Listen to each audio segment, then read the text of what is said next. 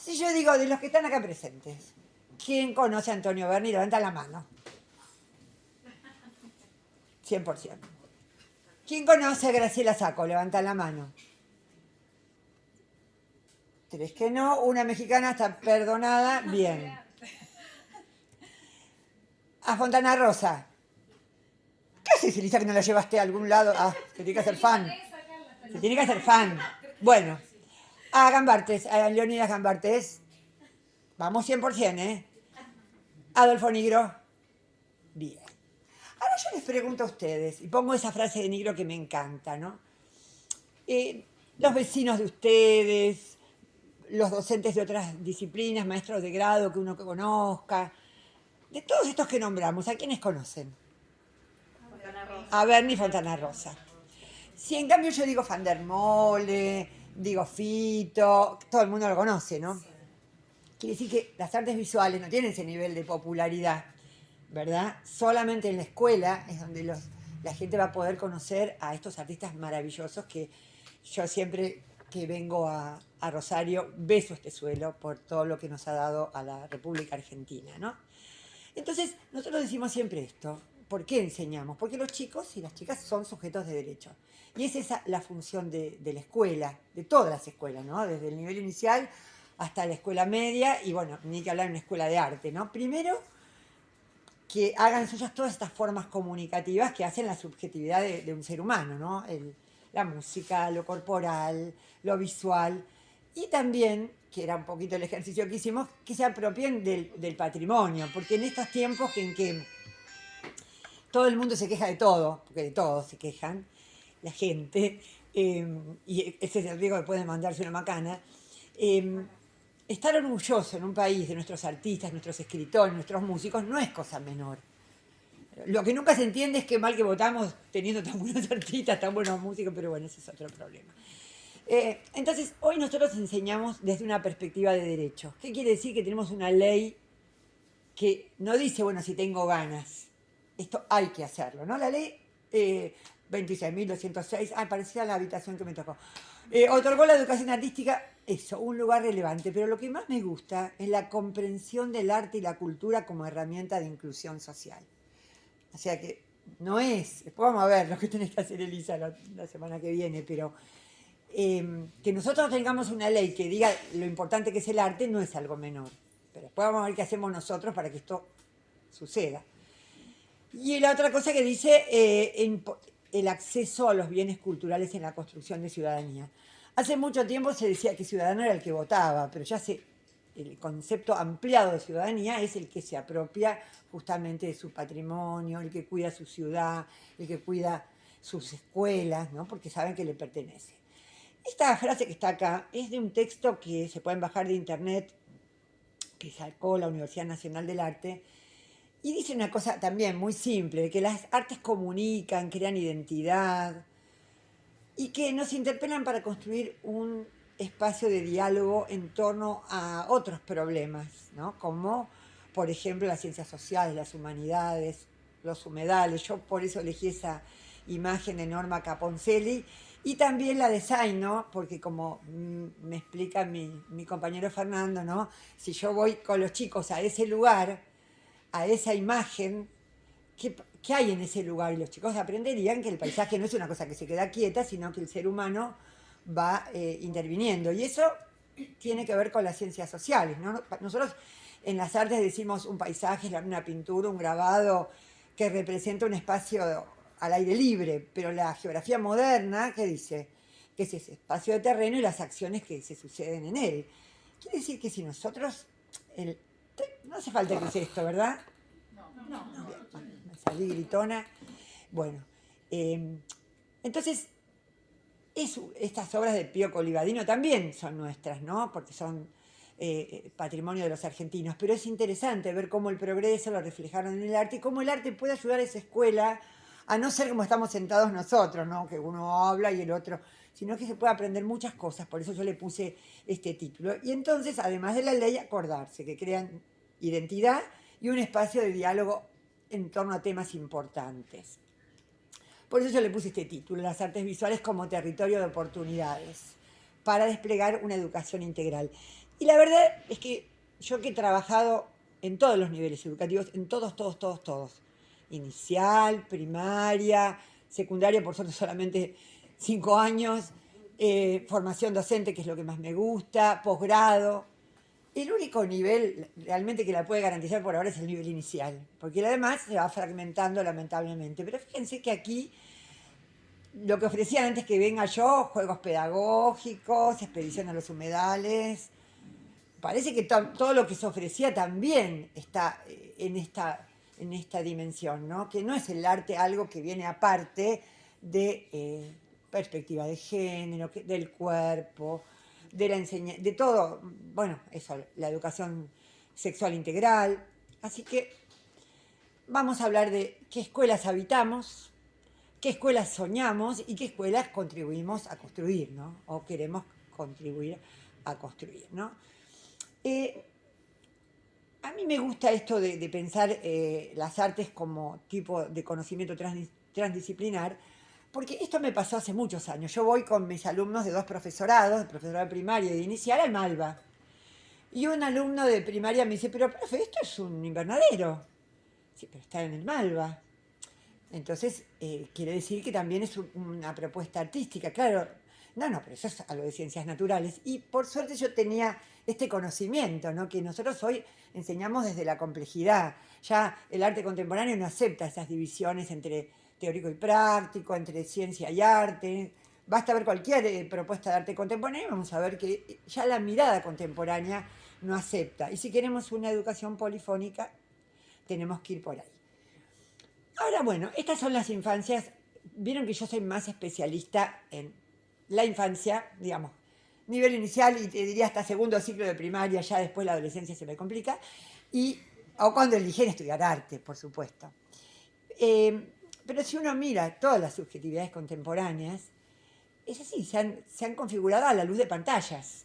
Pantallas que a diferencia de las escuelas, que las bibliotecas, no están organizadas, esto es para uno, esto es para otro, está todo adentro, ¿no?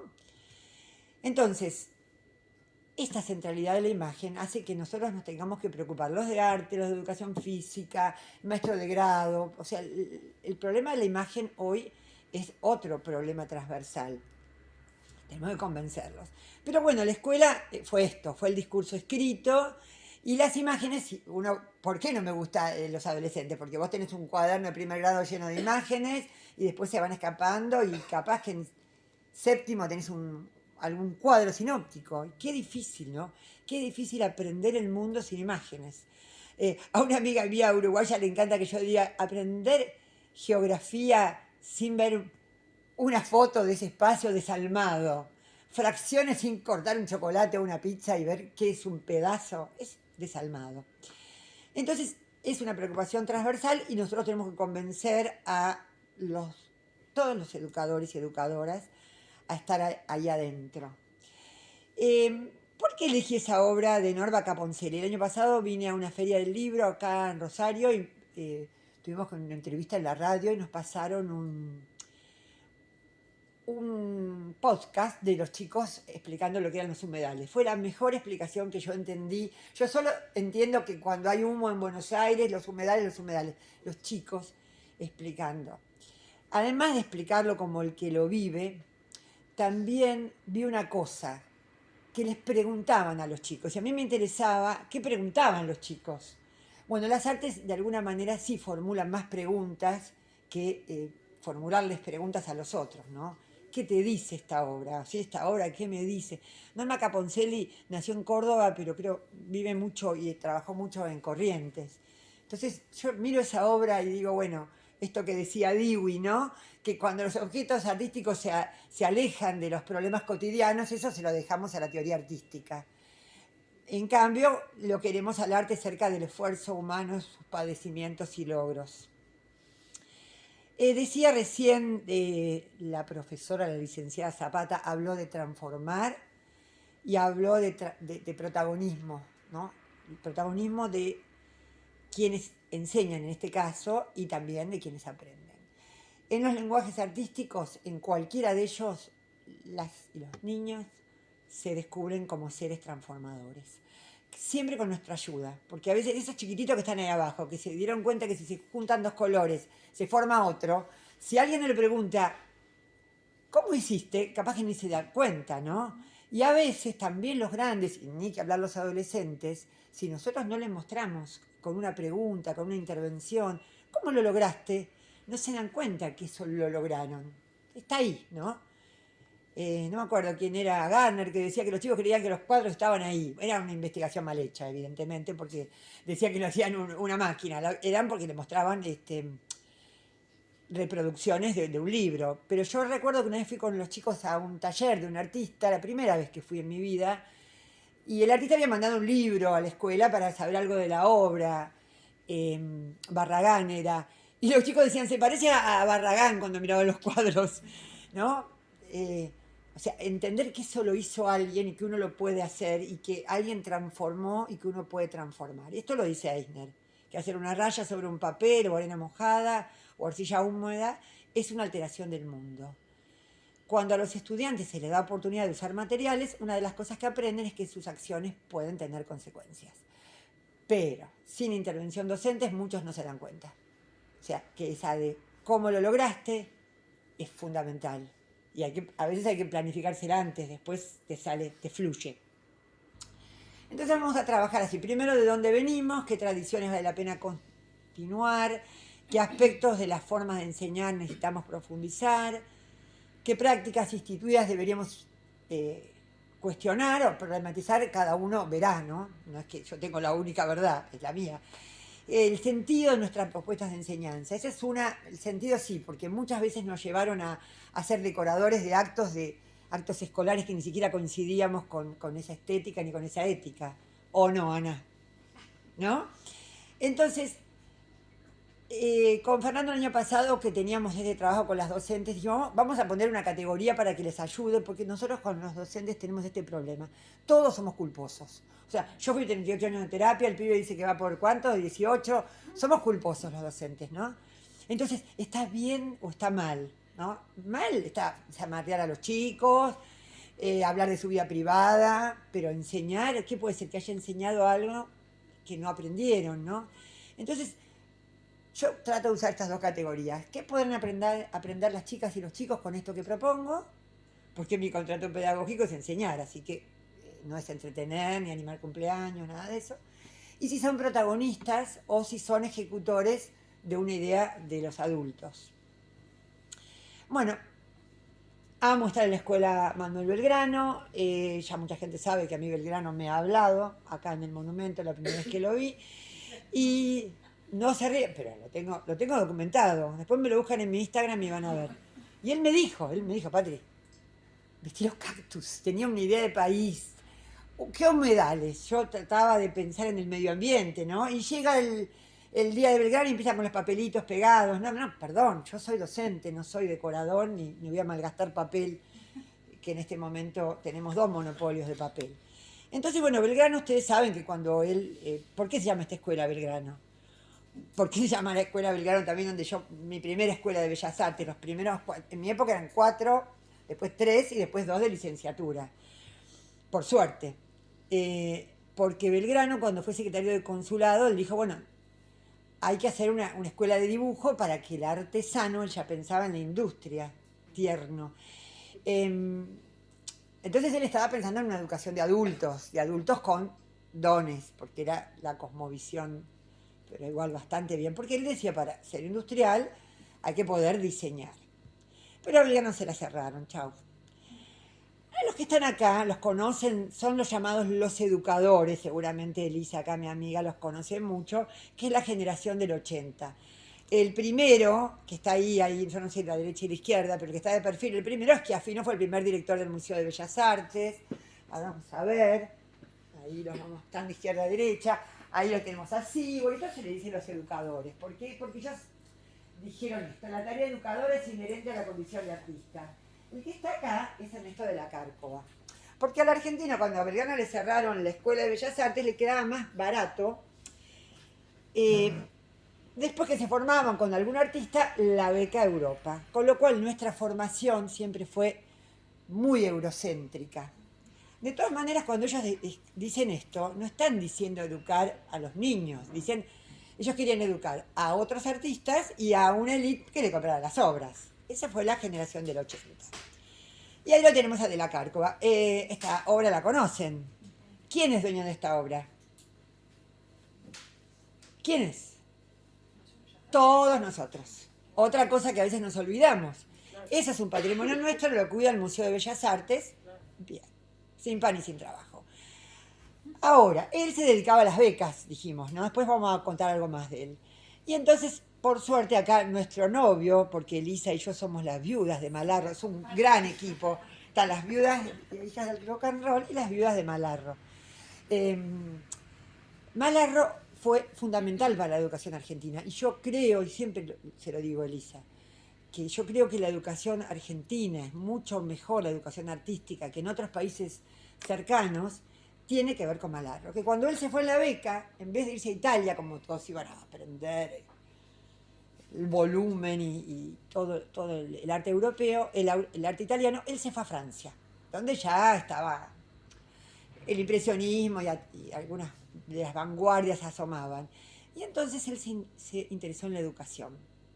Y cuando volvió, esa foto a mí me encanta porque cuando necesitamos contextualizar con los chicos, ya sabemos que existía fotos de la época tanto de la generación del 80 como la época de Malarro, pero también nos cuenta que un artista se vestía de esa manera para ir a pintar al aire libre, ¿no? Muy profesor. Y él, en este libro, que también tenemos nosotros las viudas, escribió, bueno, él escribía en el Monitor de la Educación, que es una revista que aún existe. Y entonces él logró ser supervisor, bueno, inspector de escuelas, y él escribió esta frase, acá está en castellano antiguo, la vamos a poner acá. Hay artistas eminentes que pese a todos sus vastos conocimientos, son malos profesores, malos, así la tira, ¿no? Profesores para los seres que pueblan las bancas de una escuela primaria. Ahí dice Magüer todos sus vastos conocimientos, ¿no? Él que dice, una cosa es formar un artista y otra cosa es formar a niños, a ciudadanos para que tengan conocimientos artísticos.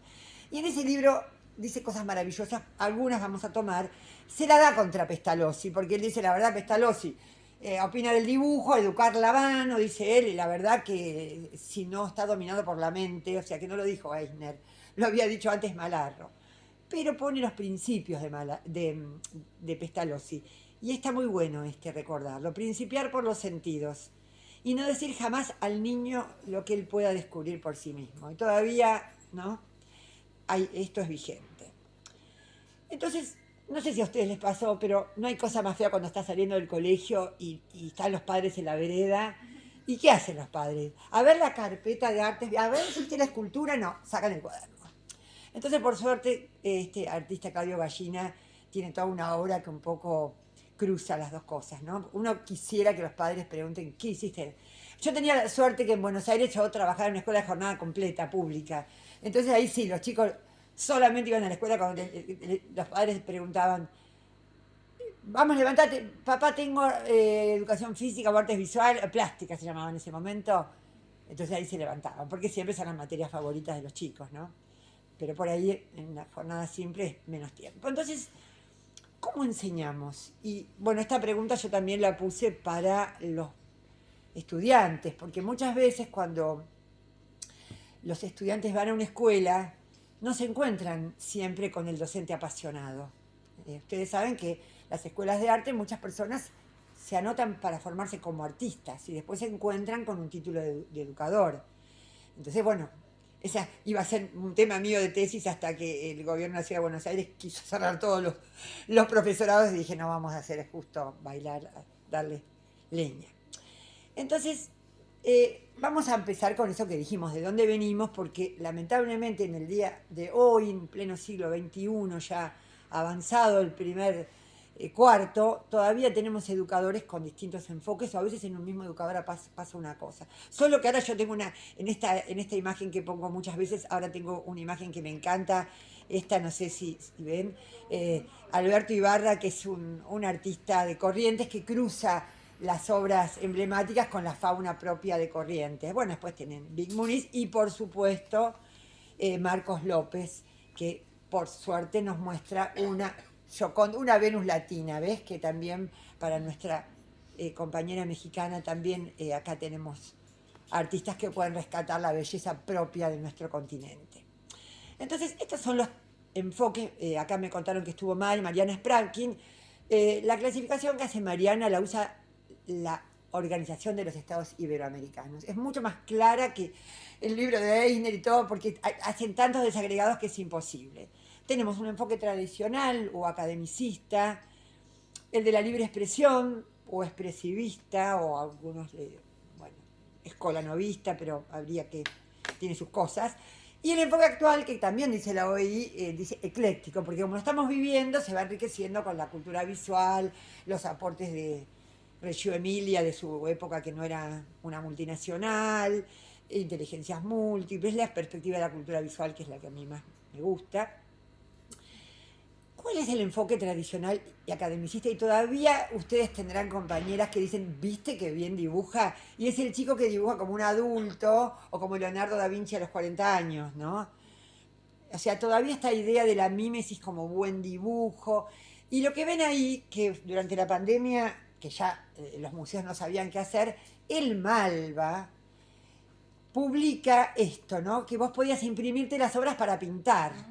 Yo le escribí, creo que había medio mundo, no sé por si las palabras están grabando, se habrá quejado todo el mundo y después lo sacaron. Y vieron, durante la pandemia hubo una práctica que era mucho más linda, que hacían todos los museos del mundo, que era con el cuerpo hacer las obras. Ese sí es un ejercicio de observación maravilloso, ¿no? Bueno, también en las tablets que hay en las escuelas, yo digo, yo tengo una hija de 36 y una de 33. Y mi madre ya sabía que el librito para pintar era veneno. Sin embargo, dentro de las tablets a veces sigue viniendo este tipo de cosas que se ve que los técnicos no piden a los supervisores de artes visuales que los orienten. Pero fíjense que ya, bueno, lo tradicional, ahí tenemos un retrato de un niño de Francesco Carotto, y fíjense cómo, si bien el niño dibujaba, ahí se ve el adulto que le corrigió cómo debía ser, cómo debía ser. Esto es lo que les pasa a muchos docentes que siguen. Yo tengo un amigo que me dice acá, amigo, en la Universidad de Rosario, que todavía habla de los talentosos en el coro, ¿no? O sea, se olvida que la escuela es el lugar de los derechos para todos, ¿no?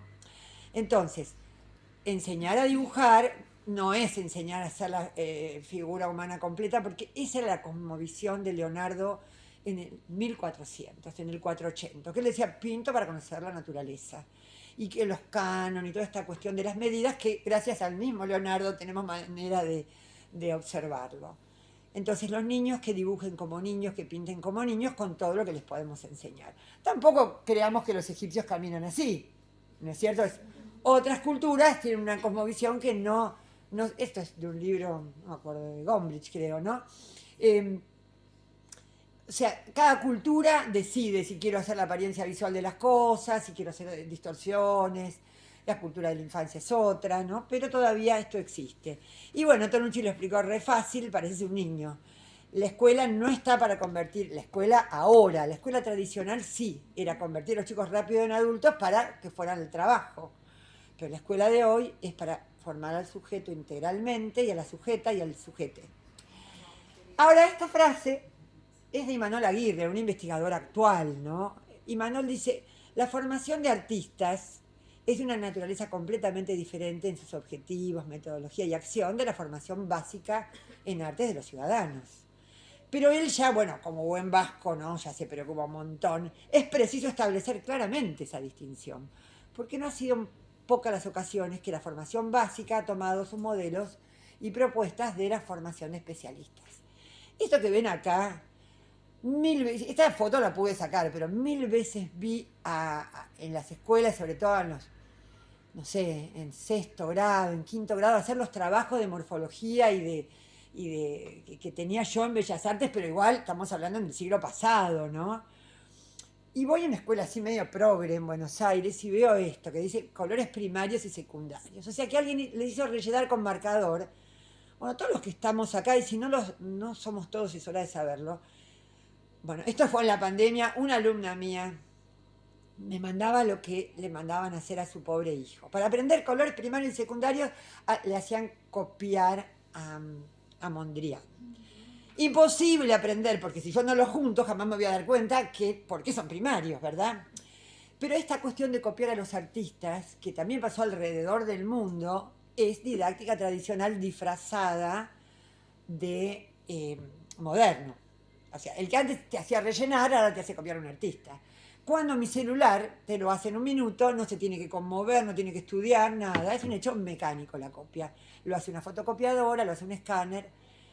Ahora, si yo tengo jóvenes y hago versiones, buenísimo. Jóvenes. E incluso tengo unas últimas cenas hechas con tules por docentes divinas. Pero los chicos que están construyendo su imagen, si yo ya le doy para copiar, y encima europeos, blancos y del siglo pasado, que no tienen nada que ver con sus intereses, bueno, pero pasó. Y vamos a ver por qué. Ahora fíjense, ahora si yo junto dos colores y me doy cuenta que tenía dos, y ahora tengo tres, pero que además tengo los verdes, no el verde, bueno. Y después pruebo otro, lo vamos a ver en un rato eso. Y si tengo un ambiente alfabetizador durante toda esa secuencia que me va a llevar mucho tiempo, donde yo veo las superposiciones y los chicos buscan, bueno, voy a ir aprendiendo, porque necesito continuidad. Pero estábamos en lo tradicional. Y esto también es tradicional. Y muchos maestros todavía se prestan. Cuando di un curso del Infod, una de las preguntas que te hacen ahí, viste, en el chat, una preguntó, ¿qué digo cuando mi directora me diga que haga la decoración para... justo el 20 de junio estaban reprimiendo a los docentes en Jujuy. Yo le digo que no sos decoradora de interiores y mucho menos los chicos. Que soy docente, puedo enseñar sobre Belgrano, pero no decoro escuelas. Ahora, lo que puedo entrar en la escuela con las cosas que aprenden los chicos. Y estoy homenajeando a Belgrano, no necesito hacer un cabildo. Yo siempre digo, esta es una frase mía histórica, ¿no? Que el problema nuestro es que los argentinos aprendimos sobre la libertad saltando sobre un molde de un cabildo que la mayoría nunca vio, ni nadie te contaba lo que pasó adentro. Y aparte es la única cosa, ese contenido, por ejemplo, 25 de mayo, 9 de julio, diría Pindo, Saberino Siede, está en todos los años de la escuela. Y sin embargo, le preguntás a un chico, un adolescente, ¿qué festejamos el 25 de mayo? La independencia, el cumpleaños de la patria, cualquier verdura, ¿no? Entonces, en vez de trabajar sobre qué pasó ahí adentro, perdemos tiempo, papel, interrumpimos nuestra enseñanza para hacer algo que ni siquiera estamos de acuerdo. Eso es didáctica tradicional. Y esto, salvo el primero, que es lo que siempre pongo, el cabildo donde saltan, lo del otro lado es durante la pandemia. Miren el retroceso. Una vez yo fui a Ushuaia y en una escuela, eran muy modernos. Mandaban el cabildo a la casa y las familias intervenían, uno con porotos, otro con papel. ¿Qué aprenden de nuestra identidad, de la patria, de lo que pasó ahí? ¿No? Pero esto se va repitiendo, entonces uno se pone tradicional y no lo analiza. Cuando en cambio, por ejemplo, podría ver una imagen de los artistas viajeros, ver cómo era la recoba, por qué había una recoba, porque esos vendedores ambulantes tenían que vender también los días de lluvia, entonces tenían esa construcción. Miren cuántas cosas se puede aprender, y también si van a Buenos Aires y se encuentran que el cabildo le faltó un pedazo, se van a enterar que, bueno, en un momento cuando no había políticas de preservación del patrimonio, lo rebanaron para poner una avenida donde uno, bueno, se baja del subte y lleva a la manifestación, pero podríamos dar una vuelta. Entonces, cuando nos piden que hagamos una manualidad, nosotros podemos citar a Eisner. Disipar la noción de que las artes son operaciones que se realizan con las manos. Ya sabemos que hay un montón de gente que no tiene manos, crea imágenes, ¿verdad? Que plantean pocas exigencias desde el punto de vista intelectual, que son más emotivas que reflexivas, que tienen poco que ver con la mente. Muchas de las formas de pensamiento más complejas y sutiles, esto es Vygotsky pleno, ¿no? Tienen lugar cuando los estudiantes tienen la oportunidad de trabajar en la creación de imágenes musicales, coreográficas, literarias, o la oportunidad de apreciarlas. ¿No? Algo pasa en la mente mucho más importante y no pasa ni con las manos ni con los pies. Y hay un libro de María Casas, pero que igual no me gusta, que se llama La educación, pero el título es lindo, La educación artística. Además me parece que ahí nuestro Donoso, no sé si en eso, pero el profesor Donoso de la Universidad de Rosario escribió un capítulo. Ahora, ¿cómo se derrumba esto? Qué suerte que tenemos las imágenes de Claudio Gallina. Cuando aparece un Piaget, aparece un Freud, te empieza a explicar que la infancia no es el adulto mal hecho, ni incompletos, sino que tienen formas de mirar, de jugar, de dibujar, ¿no? Y también pasó otra cosa en el mundo. Pasó que esa razón que tanto amaba Leonardo da Vinci durante el siglo XX, a los principios de ese siglo, no se utilizó para crear, ni para dar salud, ni para dar bienestar, sino para hacer un exterminio mucho peor, ¿no? Entonces los artistas empiezan a buscar verdades. Todo el mundo empezó a buscar verdades en otro lado. Freud la buscó en el inconsciente. Bueno, los artistas miraron a la infancia y hasta África les dio. Nunca miraron a América los artistas europeos, por eso no hay que hacerle tanta propaganda. ¿No? Hasta África te miraron los pueblos, pero nunca... No, creo que cuando vieron el oro de Perú, creo que fue Durero que les dijo, chicos, esto no lo fundan. No es oro, son esculturas. Creo que fue Durero que les dijo. Entonces, los artistas, por ejemplo, bueno, la frase tan famosa de Paul Klee, existen principios rudimentarios de arte y se los encuentra en las colecciones etnográficas y en casa en la habitación de los niños. Y bueno, Paul Klee miró y tomó cosas de los chicos. Y también Picasso, la famosa frase, como cuando era chico, pintaba como Rafael. Claro, no nos olvidemos que Picasso tenía un papá profesor de arte, o sea que él tuvo un ambiente alfabetizador, el papá lo llevaba a la academia y encima en casa con una percha y algo le hacía un juguete. O sea que con ese ambiente alfabetizador, digo, esto no viene nació talentoso, esas ideas también que son muy tradicionales, ¿no? Como si Mozart, no, el niño prodigio vino de una familia, Charly García, bueno, ni que hablar, todos. Entonces, en reacción a esa didáctica que imponía, apareció esta otra didáctica que estuvo muy representada en un libro que se estudiaba cuando yo estudiaba, era un libro de Lowenfeld, que también para que se den una idea de mi edad, también se hizo cuando yo nací, creo.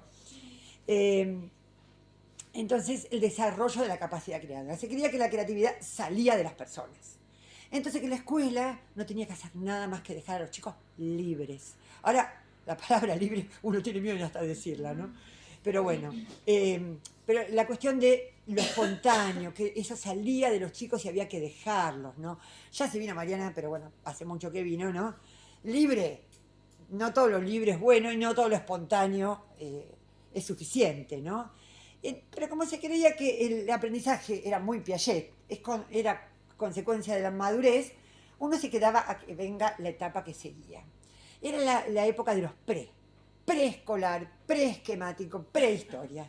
O sea, parece que en las cavernas, las pinturas de Lascaux, no era historia eso, porque no había letras. Todos esos no sirven de nada, porque ¿qué? ¿Valoro preesquemático cuando no hay esquema? ¿Un garabato no sirve, no es dibujo? No, un gateo no es trasladarse, pero era la época de los siempre todavía mirando a lo otro, ¿no?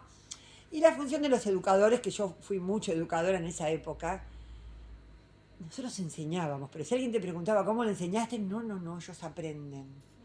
Parece que la palabra enseñar daba vergüenza, ¿no? Eso sí, tenía un fuerte acento en la producción de imágenes, la carpeta gorda, ¿no? Porque, a ver si miran, los condicionamos. Y entonces, mientras la escuela no daba imágenes, la sociedad de consumo entró a darles Mickey, Kitties, flores de goma eva, cuánto estereotipo hubo, ¿no? Y las técnicas. Entonces nosotros enseñábamos una cosa, al otro día enseñábamos otra, ni siquiera el secretito, ¿no? Pero bueno. Yo tengo esta, la tengo, es un pedacito, ¿no? La escena esa. Primero, ni enseñar a seleccionar una herramienta. Ay, pero me quedó mal porque el ojo está hermoso. Ay, pero yo no quería que me quede marrón. No, bueno, es bien nublado. En vez de enseñar a los chicos a mezclar, a seleccionar herramientas, por ese miedo a enseñar. Y capaz que en el taller en tu casa tenías alumnos y ahí enseñabas, pero en la escuela parecía que no. Y en realidad enseñábamos, pero nunca poníamos, porque ni siquiera te preguntaban qué enseñabas. Los aspectos positivos de esa didáctica nos los quedamos en el enfoque actual. El clima de confianza y de valoración, pero con la diferencia que ahora miramos para ver qué valoramos, no es que decimos qué hermoso.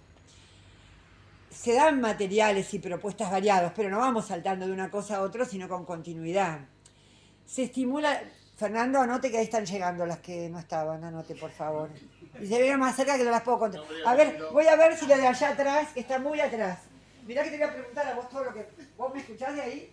Yo sí, perfecto. Ah, bueno, también tiene vozarrón. No, hay que controlarla porque, bueno, por algo llegó hasta ahora. Como ven, si algo, soy docente porque soy controladora. Bueno, se estimulaba la exploración y lo lúdico, pero como vamos a ver, la exploración tiene consignas y tiene también reflexión sobre lo explorado. No, en esa época era como, exploren. Los aspectos negativos que muchos aparecen todavía, la falsa polaridad entre enseñanza y libertad. Hace poco un alumno de Bellas Artes dijo, no, yo no los condiciono, yo no les muestro, no les enseño. Y una docente que estaba a los chicos modelando con arcilla y se le venía, y se le venía. Y no, me preocupa intervenirlo, quiero que creen. Pero hay atrás nuestros toda una humanidad que ya viene modelando con arcilla. ¿Por qué no compartimos esos saberes? Porque nosotros, para aprender una hornalla, no empezamos, primero vamos a frotar piedras, ¿no? Nosotros nos subimos a lo que la humanidad aprendió. Pero está toda esa idea de que él tiene como un docente que ya sabe que por ahí, ¿por qué no te fijás la base? Vamos a mirar esculturas, bueno, ahora la vamos a ir viendo. Bueno, ya dijimos que eso borró el rol de docentes, por eso también en tantos planes de estudio quieren sacar a los docentes. Tuvo una parte muy fea que fue eso de interpretar. Ay, viste que hizo la cabeza muy grande. Ay, el padre es un borrado, viste que lo hizo chiquito. No, sí, tiene 7 años, viste. Si le preguntara al nene no tenía lugar. Los chicos no proporcionan ni les interesa la proporción. Pero se miraba, ¿no? Y esto todavía lamentablemente aparece.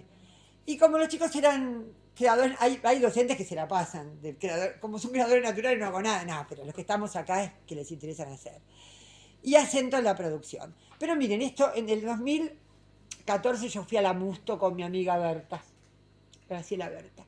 Y yo no conocía la Musto, entonces entré, vi los talleres, todo lo que enseñaban, y resulta que había habido ahí me tienen con la Berta. Y empiezo a leer todas porque había estado Silvia Gurfein y habían hecho stencil, algo que es buenísima para hacer con los chicos más grandes, con palabras relacionadas a la Musto. Leí todas las palabras, no estaba ni enseñar ni aprender. Y era en el 2014. ¿Qué te parece, Elisa? Ahora, fíjense que sin embargo, dentro de lo que es el escolanovismo, Leticia Cossettini la tenía reclara, o sea que es una mala interpretación también de ese enfoque, ¿no? Miren lo que decía la Leti. Las imágenes se enlazan, enseño a mirar, educo el ojo y la sensibilidad. No se borraba Leti, ¿no? Es el comienzo de cuanto acontecerá después, en el primer contacto con la belleza sigue una necesidad de expresión, la expresión no responde de inmediato. Bueno, yo siempre creo que la escuela rural también es un lugar donde hay una educación integral, a veces a la fuerza, pero esto que hoy miran con sensible descubrimiento del color y su forma elemental será estudio y observación. Y si miramos las imágenes, ahí nos damos cuenta que ahí se enseñó, ¿verdad? Pero bueno, recién hablamos de Malarro, recién hablamos de ella que hablaba también de la percepción. En el libro de Malarro, él cita a Walter Smith, que era creo que uno de los primeros norteamericanos que escriben un libro de educación artística, y él dice, la verdadera función del dibujo, porque mi primer título fue de profesora de dibujo, hasta que tuve el de profesora de pintura y después de licenciada en artes visuales. Eso va mostrando cómo va cambiando, ¿no? Entonces, él dice, la función del dibujo en la educación general, o sea, la educación de todos los ciudadanos, es desenvolver la percepción y ejercitar la imaginación. Y ahí hay otra obra de Malarro, que Malarro escribió lo que dice ahí abajo. Desprenderse de la copia mecánica de estampas y el uso de cuadrículas. Las estampas las había traído Belgrano, pero no las había traído para los chicos, ¿no? Pero bueno, es importante que cualquier hecho de copia, recordar que es una edad donde se están formando los chicos. Entonces, si yo les enseño a copiar, se empiezan a ser dependientes. Ahora, cuando el chico ya tiene, no sé, 12 años, elige y se da cuenta cuando copia o cuando interviene y modifica y hace una postproducción, digamos, pero cuando a los chicos chiquitos los hacemos copiar, se hacen dependientes. Eso lo decía Lowenfeld y es así. Yo lo comprobé muchas veces.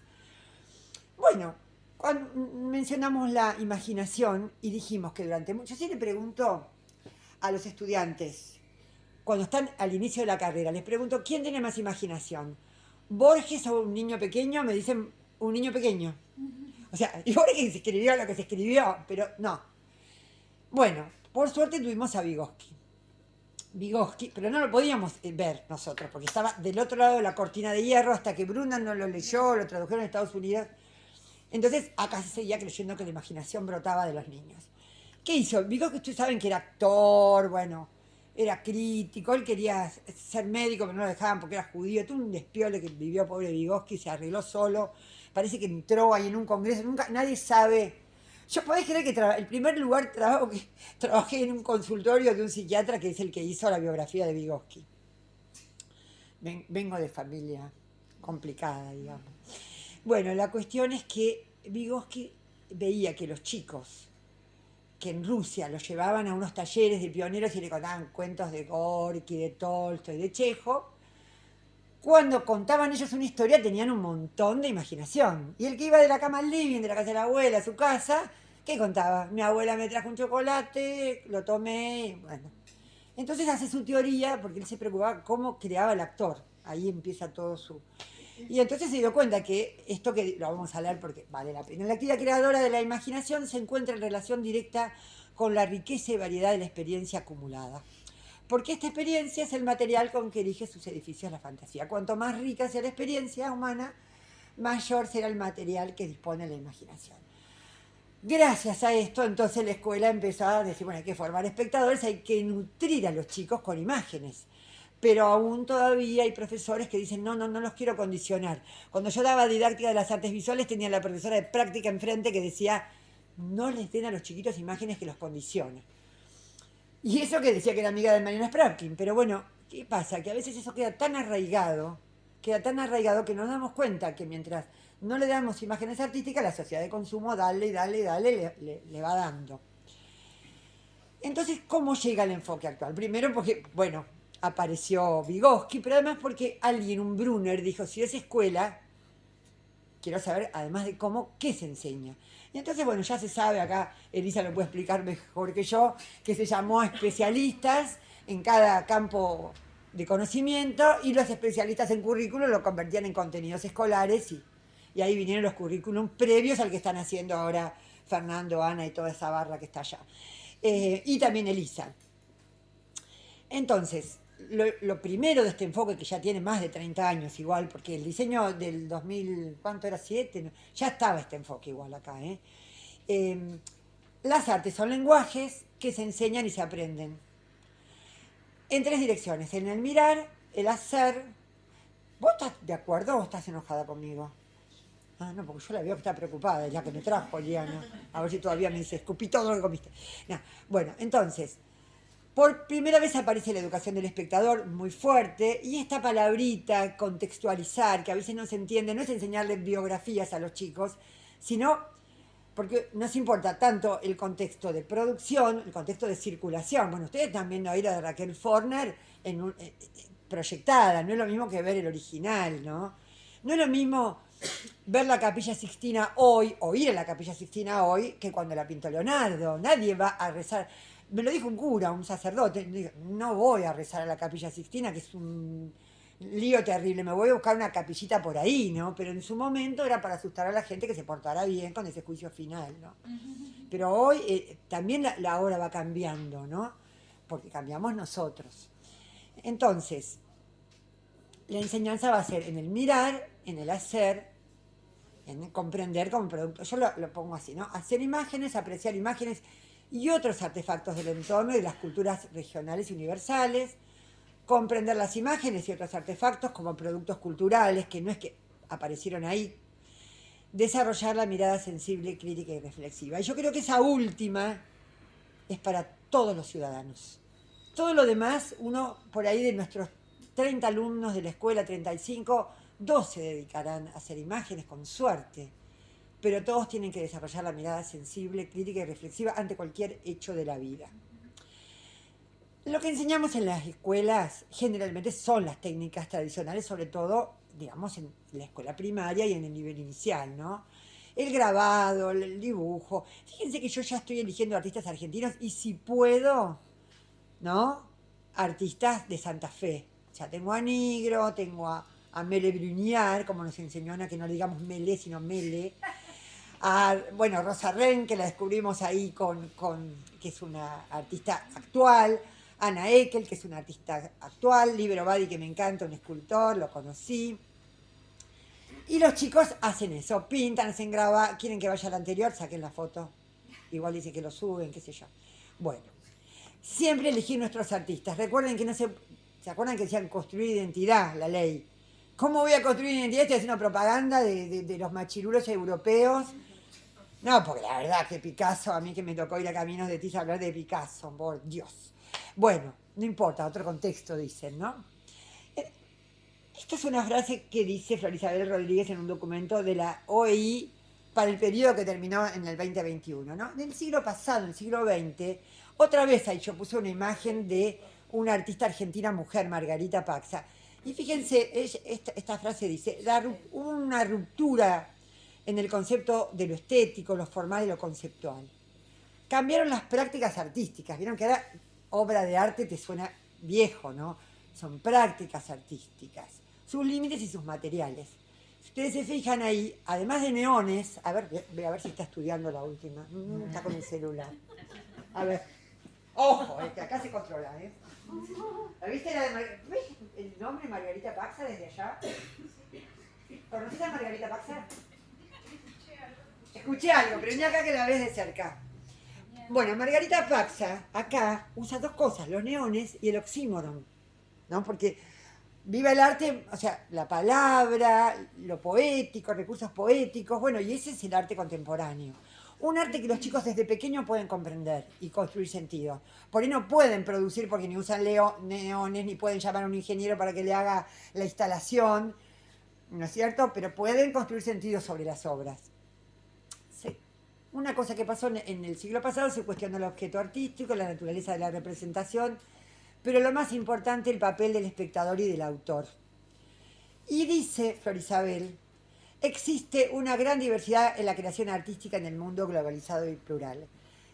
Esto no es un tema de... Ahí se me va, se me asustó la... Te estoy controlando, te aviso. No puedo con mi genio. No, está todo bajo control. Bueno. No es que el arte el arte no progresa, el arte va sumando, ¿no? Esto lo aprende cualquiera que estudia un poco de arte contemporáneo. El arte suma, pero no es que progresa, que antes era peor, no. El arte cada vez que llega a una verdad, la cuestiona. Entonces va ampliando y se va haciendo cada vez más rechoncho, más gordo, que ahora está peleándole a la ciencia. Entonces, dice, ahí termina la cita, esa riqueza en lo artístico abre posibilidades para la enseñanza. En relativa correspondencia se dio una reflexión y un cambio en la educación de las artes. Yo venía con... ¿Está Roxana por ahí? ¿La que me trajo? Media falta. Bueno. Roxana decía, qué difícil que es enseñar el pasado reciente, el 24 de marzo, a los chicos. Yo no creas que es tan difícil, ¿no? Estábamos discutiendo. Bueno, si uno va a un Museo de la Memoria o va al Parque de la Memoria en la Ciudad de Buenos Aires y ve esa obra de Claudia Fontes, bueno, después la vamos a mirar otra vez, ese retrato supuesto, ¿no? De un chico que hubiera tenido la edad de ella, que en el material se va perdiendo, ¿no? En el río, y uno puede hablar de ese tema con los chicos, para que no pase, le estaba hablando yo mal enseñado cuando mi hija estaba en un segundo grado, le gritaban a una de las nenas que tenía el abuelo militar, tu abuelo mató a los desaparecidos. O sea, si yo no enseño bien, si no uso la imagen, si no uso el arte, me cuesta que los otros aprenden, porque esto no es una cosa de malos y buenos, ¿no? Ya tuvimos ahí un acto, ¿para qué vamos a hablar? Podemos ver las bicicletas de traverso, no quiero... pero quiero mostrar que estas prácticas artísticas nos enseñan, por ejemplo, yo cuando le pregunto, si le preguntara a ella, pero le preguntan a mis estudiantes, ¿por qué Marta Minujín hizo en Mar del Plata un lobo marino de alfajores? Y ponen porque le gusta, no sé, porque para ella Sabana no es algo que traen de Mar del Plata, es una confitería que está a la vuelta, hay una en Ushuaia, una en Rosario, ¿no es cierto? Entonces, contar que era una producción de Mar del Plata y que entonces la gente iba, que el lobo marino, bueno, todo, que el lobo marino cita a otro lobo marino que está hecho por un gran escultor, pero lo ejecutó otro. Bueno, todo eso me habla de la producción, me habla de la economía y además es participativa la obra, ¿no? Fue en su momento. Quiero decir, miren todas las cosas que uno aprende con el arte. Van a pasar rápido, pero fíjense que todas las formas artísticas es nuestra responsabilidad y tampoco es esa división entre arte primitivo, no. Todo esto es responsabilidad del arte, no hay primitivo. Culturas originarias, todo es arte. Bueno, esta es otra frase que dice ahí en el libro de Malarro, ¿no? Además de un medio de expresión, el dibujo es una forma de conocimiento de esa realidad que se le da al niño fragmentada en disciplinas. Hoy, por suerte, tratamos que no sea así. Pero en el siglo pasado, en el siglo XX, cuando yo era chica, pasó esto, cuando Mafalda, ¿no? La televisión llega a los hogares como una forma de conocimiento, de información y sobre todo de entretenimiento. Y viene la preocupación por la infancia vulnerable. Vulnerable, y venía toda la metáfora bélica, el bombardeo de imágenes de la sociedad de consumo, todo. Y entonces empiezan las grandes investigaciones y dicen, ¿qué hay que hacer? Siempre la escuela, ¿eh? La escuela tiene que alfabetizar visualmente. Esta es una frase de Umberto Eco hace 50 años lo dice. La civilización, vamos a decirlo como lo había dicho Umberto Eco, un semiólogo italiano que me encantaba.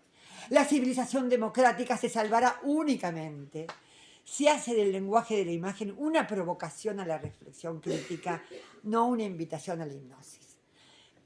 Yo siempre uso esta imagen, pero una vez que la usé en un curso me di cuenta que los alumnos que no eran de arte no sabían que provenía de una obra, digamos, de Van Gogh y una de Vermeer antiguas, y que la publicidad no tiene ética, puede cruzarla para vender celulares.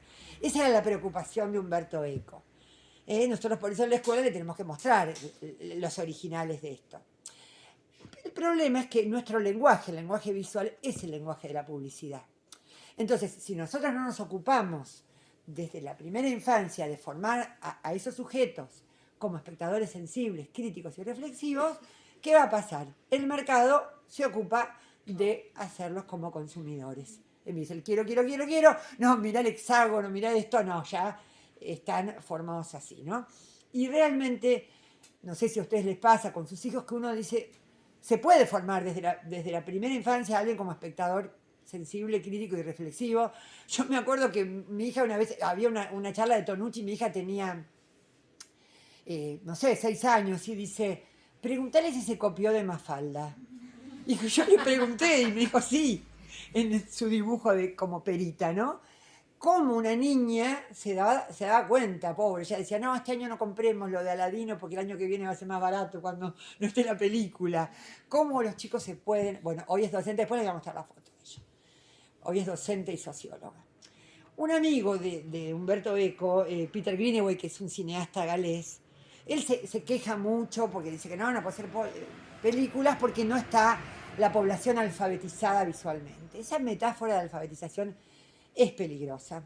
¿Qué dice? La civilización es todo texto, los libros sagrados, la escuela. Dice una cosa tal cual de la escuela, ¿no? Lo que dije yo. Hay un momento que dicen basta de marcadores, basta de pintura, ahora leer. Y después se olvidan todo, ¿no? Entonces, esa idea de alfabetización visual, que fue los primeros diseños, vino con el destripar las imágenes, ¿no? Es un peaje que también pagó la literatura, ahora lo está pagando el cine. Si el cine entra a la escuela, plano, ¿no? No, yo tengo que ver qué me dice, pero bueno, a ver qué vemos, color, forma, línea, parecía una clase de geometría, ¿no?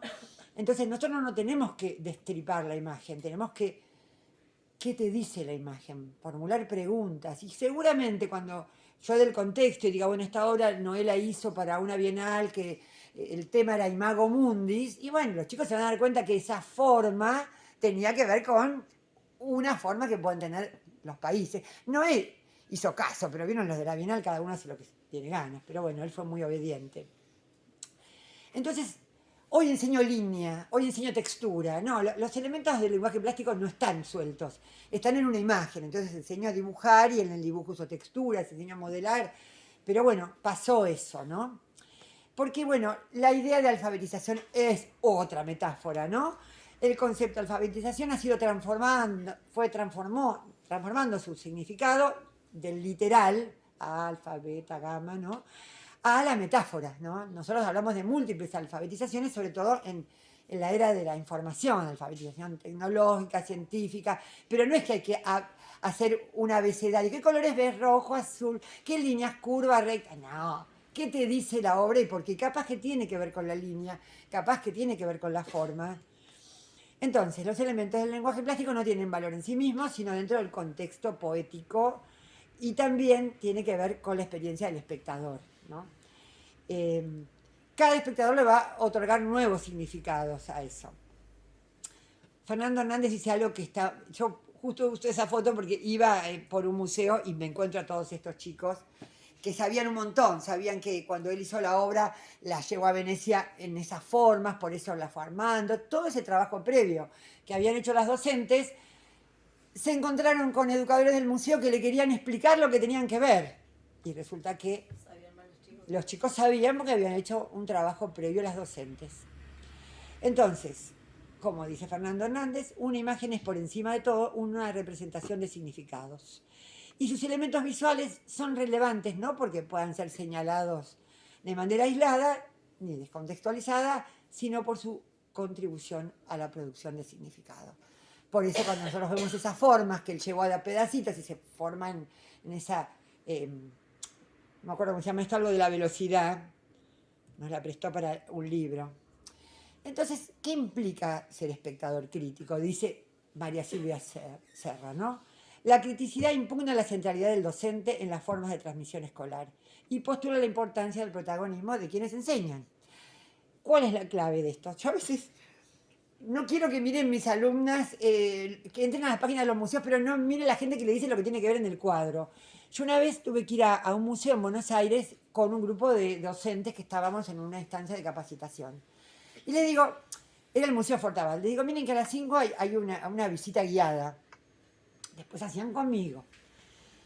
Entonces había una directora de una escuela y le dice a la guía, no me expliques lo que estoy viendo, dame pistas para que yo comprenda algo más. Ya veo un caballo y veo que es pintura, no sé qué. Pero hay una cosa que es la tradición, que ahora la vamos a ver, y porque yo soy más del palo de la cultura visual, que te explican lo que tenés que ver. Como cuando yo tenía que... Yo tengo un amigo que me dice, ¿cómo no te gusta el jazz si te gusta Cortázar? Porque parece que si te gusta Cortázar te tiene que gustar el jazz. No, bueno, uno después es uno, ¿no? Entonces, es básico qué tipo de intervención voy a hacer. Si yo les voy a preguntar a los chicos, vamos a ver esa imagen, ¿no? ¿Qué ven? Y los chicos por ahí entran por, vemos un árbol, y yo como quería trabajar sobre mezcla de colores, sigo preguntando, ¿y qué colores hay? ¿Cómo lo hizo? No, estoy trabajando sobre paisajes, o estoy trabajando sobre los nocturnos, y estoy comparando. Entonces, la intervención siempre va a tener que ver con qué quiero enseñar, y siempre empiezo con qué ven, después vamos a verlo un poquitito. Pero esta fue la tradición occidental. El museo me tenía que decir qué tengo que ver, y la escuela también. Cuando nosotros decimos la lectura de imágenes, no, ya por suerte no usamos la palabra, decimos apreciación, traducciones igual, ¿no? No es valorativa, ¿no? Este genial artista, porque a mí me parece genial, pero a los chicos no. Lo que tengo que mostrar es algo del contexto, explicar por qué está ahí, y después que el otro construya sus propios sentidos con la información que le di y con la que pueda buscar. Porque algo que pasa hoy, y que nosotros lo llamamos el giro visual, que tiene que ver que desde fin de los 90 y principio del siglo XX, al democratizarse Internet para el que tiene buena señal, o si no con el celu se tiene que arreglar, nosotros hoy podemos entrar a páginas confiables, a la página de un museo, podemos leer esos libros, el libro de Luna, la entrevista de Ana Mae Barbosa, a los documentos del Ministerio de Educación, a un montón de materiales.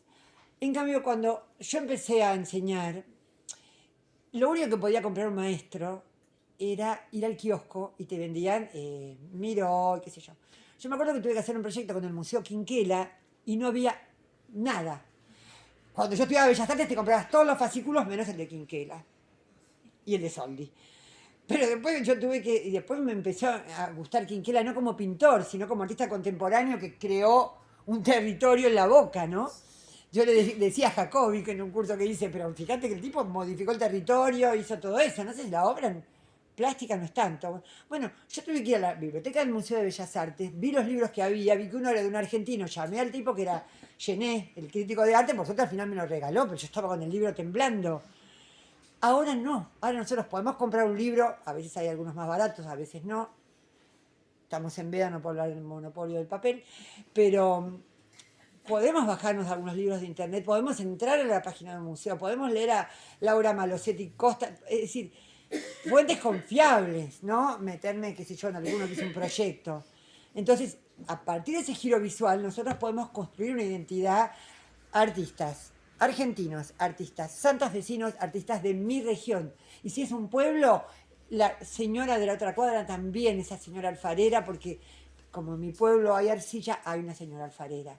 Y eso hace a mi identidad. Yo me acuerdo cuando fui a San Carlos, centro, que hay un banco tallado y el tallador está ahí, ahora está viejo, pero de momento. Qué lindo tener un tallador que los chicos pueden, es algo que los chicos no pueden hacer, porque es peligroso, pero pueden ver al tallador. Y ese es, me acuerdo, el banco ese en San Carlos Centro. La perspectiva de la cultura visual, en cambio, pone el énfasis en las posiciones de los que miran. Entonces hay que dar bastante contexto, ¿no? Los chicos hoy pueden buscarlo, además. Es más, los chicos pueden escribirle por Instagram a un artista y el artista te contesta. Yo estoy hace un tiempo con Brescia, que le escribo y me contesta y me contesta. Yo estoy fascinada de que hablo con Brescia. ¿No? Es increíble. Pero bueno, y él te agradece. Y yo le bueno, entonces los chicos le han escrito a artistas. Es más, le pedís a un artista inglés autorización para publicar en tu libro y te dice, gracias, me honra. Y encima Instagram te lo traduce, porque si no, no sabías cómo contestarles, ¿no? Entonces, es el momento de construir esa identidad, porque si no, esa globalización, decís Bernie, sí conozco a Bernie, te dicen, ¿no? Entonces, bueno, es muy importante construir esa identidad. Ahí lo tienen Immanuel, que se los quería presentar, ¿no? Entonces, él dice que la mayoría de los fenómenos estéticos, porque viste, el área expresiva. Expresiva uno se puede expresar con la matemática, se puede expresar con la historia. Entonces, expresiva. Lenguaje artístico, que me dejen de poner adjetivos que parece que los relativizan, ¿no? Entonces él dice, la mayoría de los fenómenos estéticos más significativos del arte moderno, que es del siglo XX, y contemporáneo, así como tampoco muchos aspectos del arte de otros tiempos y otras culturas, cuyo impulso principal no es la expresión. Cuando se hizo la urna funeraria a tus antepasados mexicanos, era para poner adentro la ceniza del no era arte, porque ese concepto de arte es un concepto que se puso después, pero es arte. Nosotros lo miramos con los ojos del arte. Pero si yo quiero todo pasarlo, se expresaron. Bueno, siempre nos expresamos. Yo controlando a esas que se me fue y no volvió. La queja que va a hacer. Que no hagan evaluación, por si acaso. Bueno, entonces dice Immanuel, lo que nos interesa es la capacidad de las artes y la cultura visual. Él usa unas palabras, es muy vasco, ¿no? Pero no importa. Para convertirse en detonantes de la transformación personal de sus usuarios, tanto en su calidad de espectadores como de productores.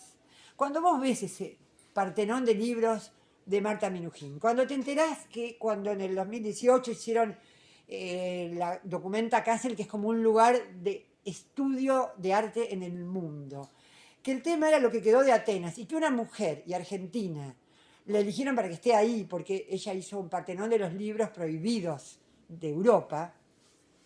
Me corre un frío, no quiero ser amiga de Marta Minujín, pero admiro a esa artista argentina, que además hizo una cosa que nosotros como docentes tenemos que hacer y lo hizo desde los 18 años, documentar todo lo que hace. Documentó todo, entonces más que carpeta, ir documentando foto y epígrafe para que eso que yo enseño, eso viene al final de la charla, pueda ser una construcción de conocimiento para los que vienen. Y lo de ella es todo documentado. Esas son las poéticas contemporáneas que van a tensionar también las prácticas escolares. Bueno, ahora todo el mundo, estamos preocupados por el medio ambiente. Bueno, nosotros tenemos, no trabajes Bernie, trabaja Bernie reciclado. No, Bernie es un artista político, por eso necesito tener contexto. Y si quiero ver artistas ecológicos, bueno, por supuesto que García Uriburu y un montón, o el que mostré yo, Alberto Ibarra, ¿no? Y si tengo que trabajar, bueno, Ticio Escobar, me voy a parar. A decir Ticio Escobar me paro.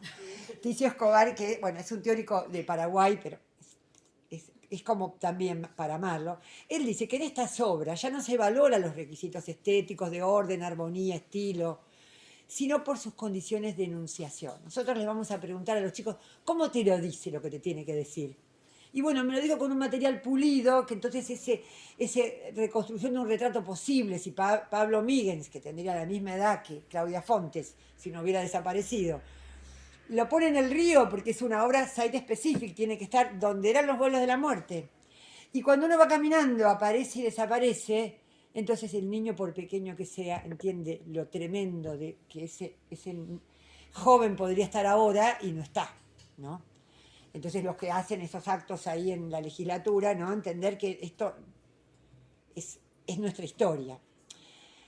Historia, que ¿por qué no nos gusta la historia del arte? Porque la llamada historia del arte, miren, estos fascículos están en todas las escuelas, en todas las bibliotecas, en todas las familias que se dieron un poco de cultas.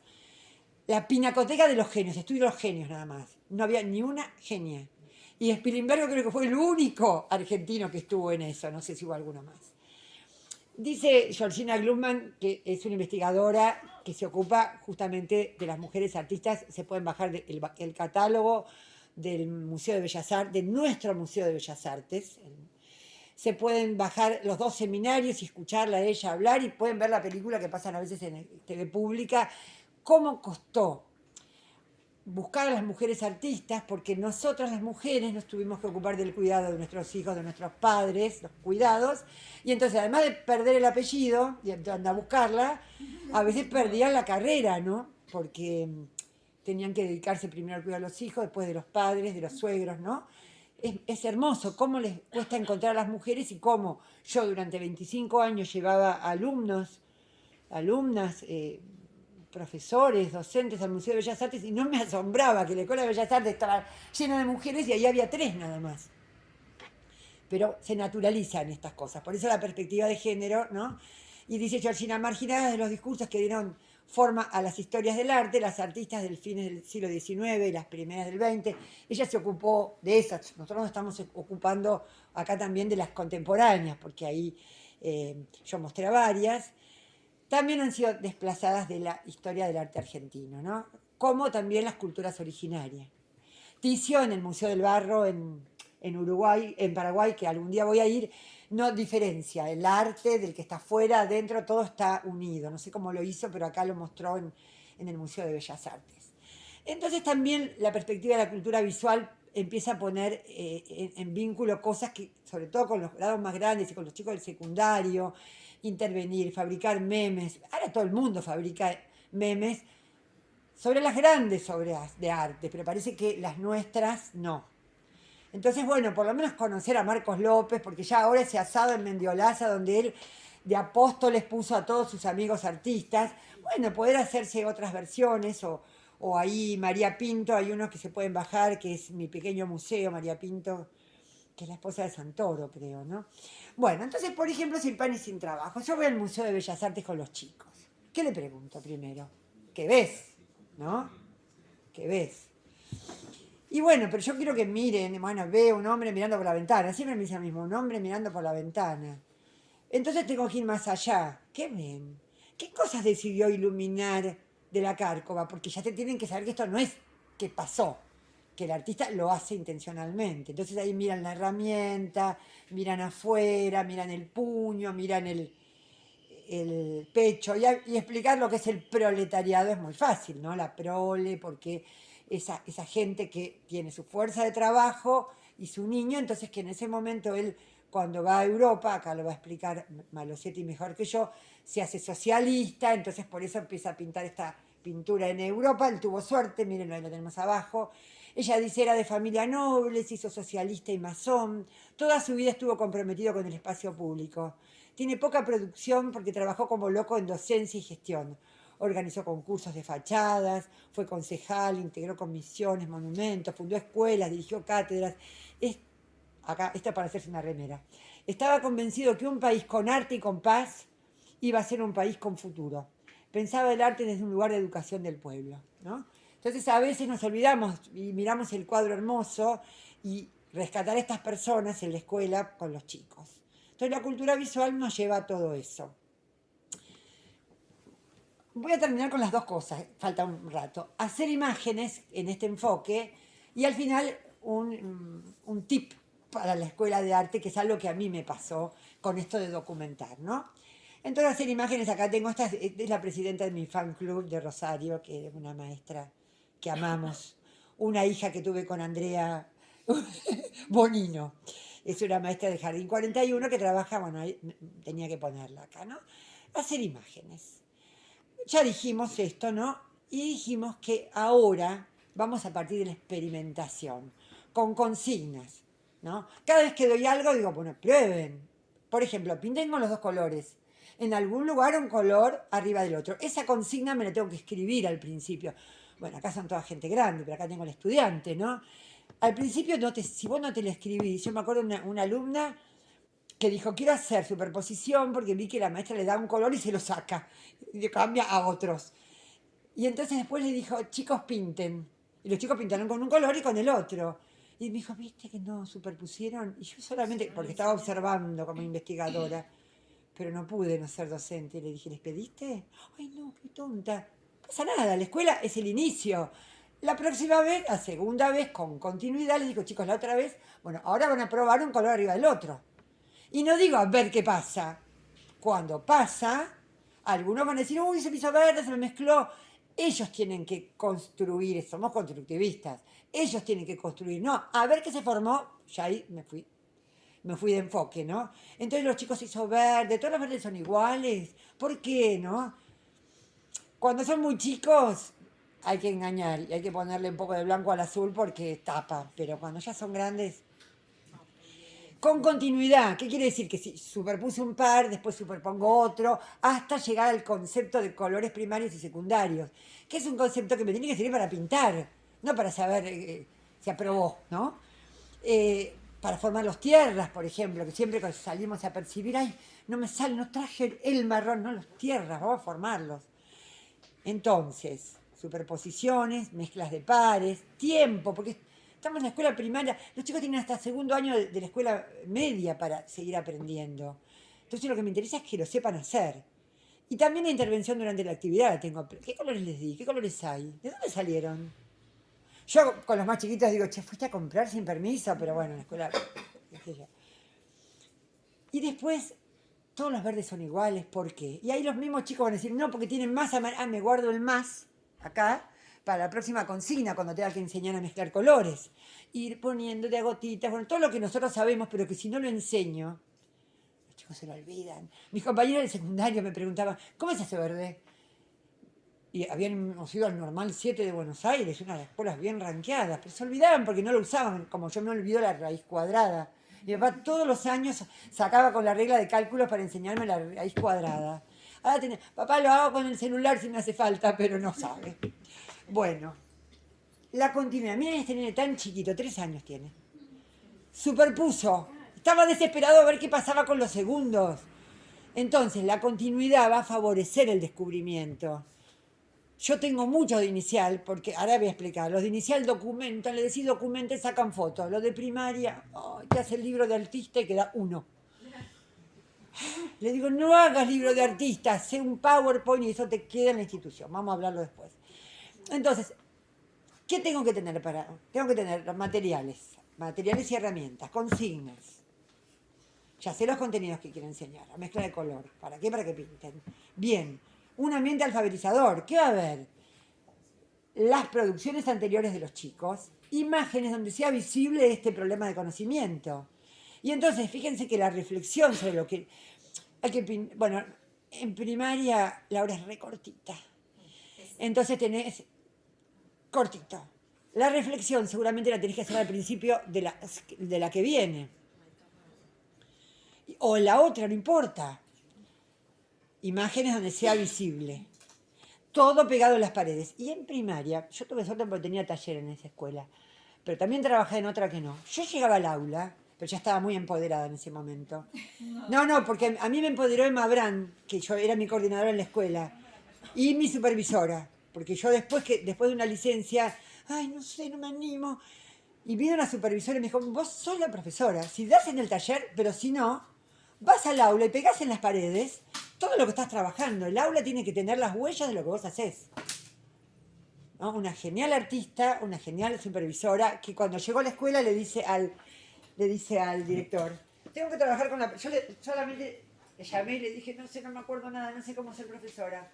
Llegó y le dice al director, voy a trabajar con la profesora, ¿dónde trabajo? No, pero ella ahora tiene la maestra de grado, no, pero tiene hora libre, perdón, ¿no cobra? Le dijo, ¿no cobra durante esta hora? Sí. Ah, bueno, entonces es pareja pedagógica. Que ella se quede en el grado. Me empoderó de una manera, entender que yo y las dos éramos docentes, y entonces empecé a poner en el grado. Después ya me pedía por favor, salvo una, la de segundo que tengo acá. Pero, no, pero una de segundo, porque después voy a mostrar un proyecto donde sí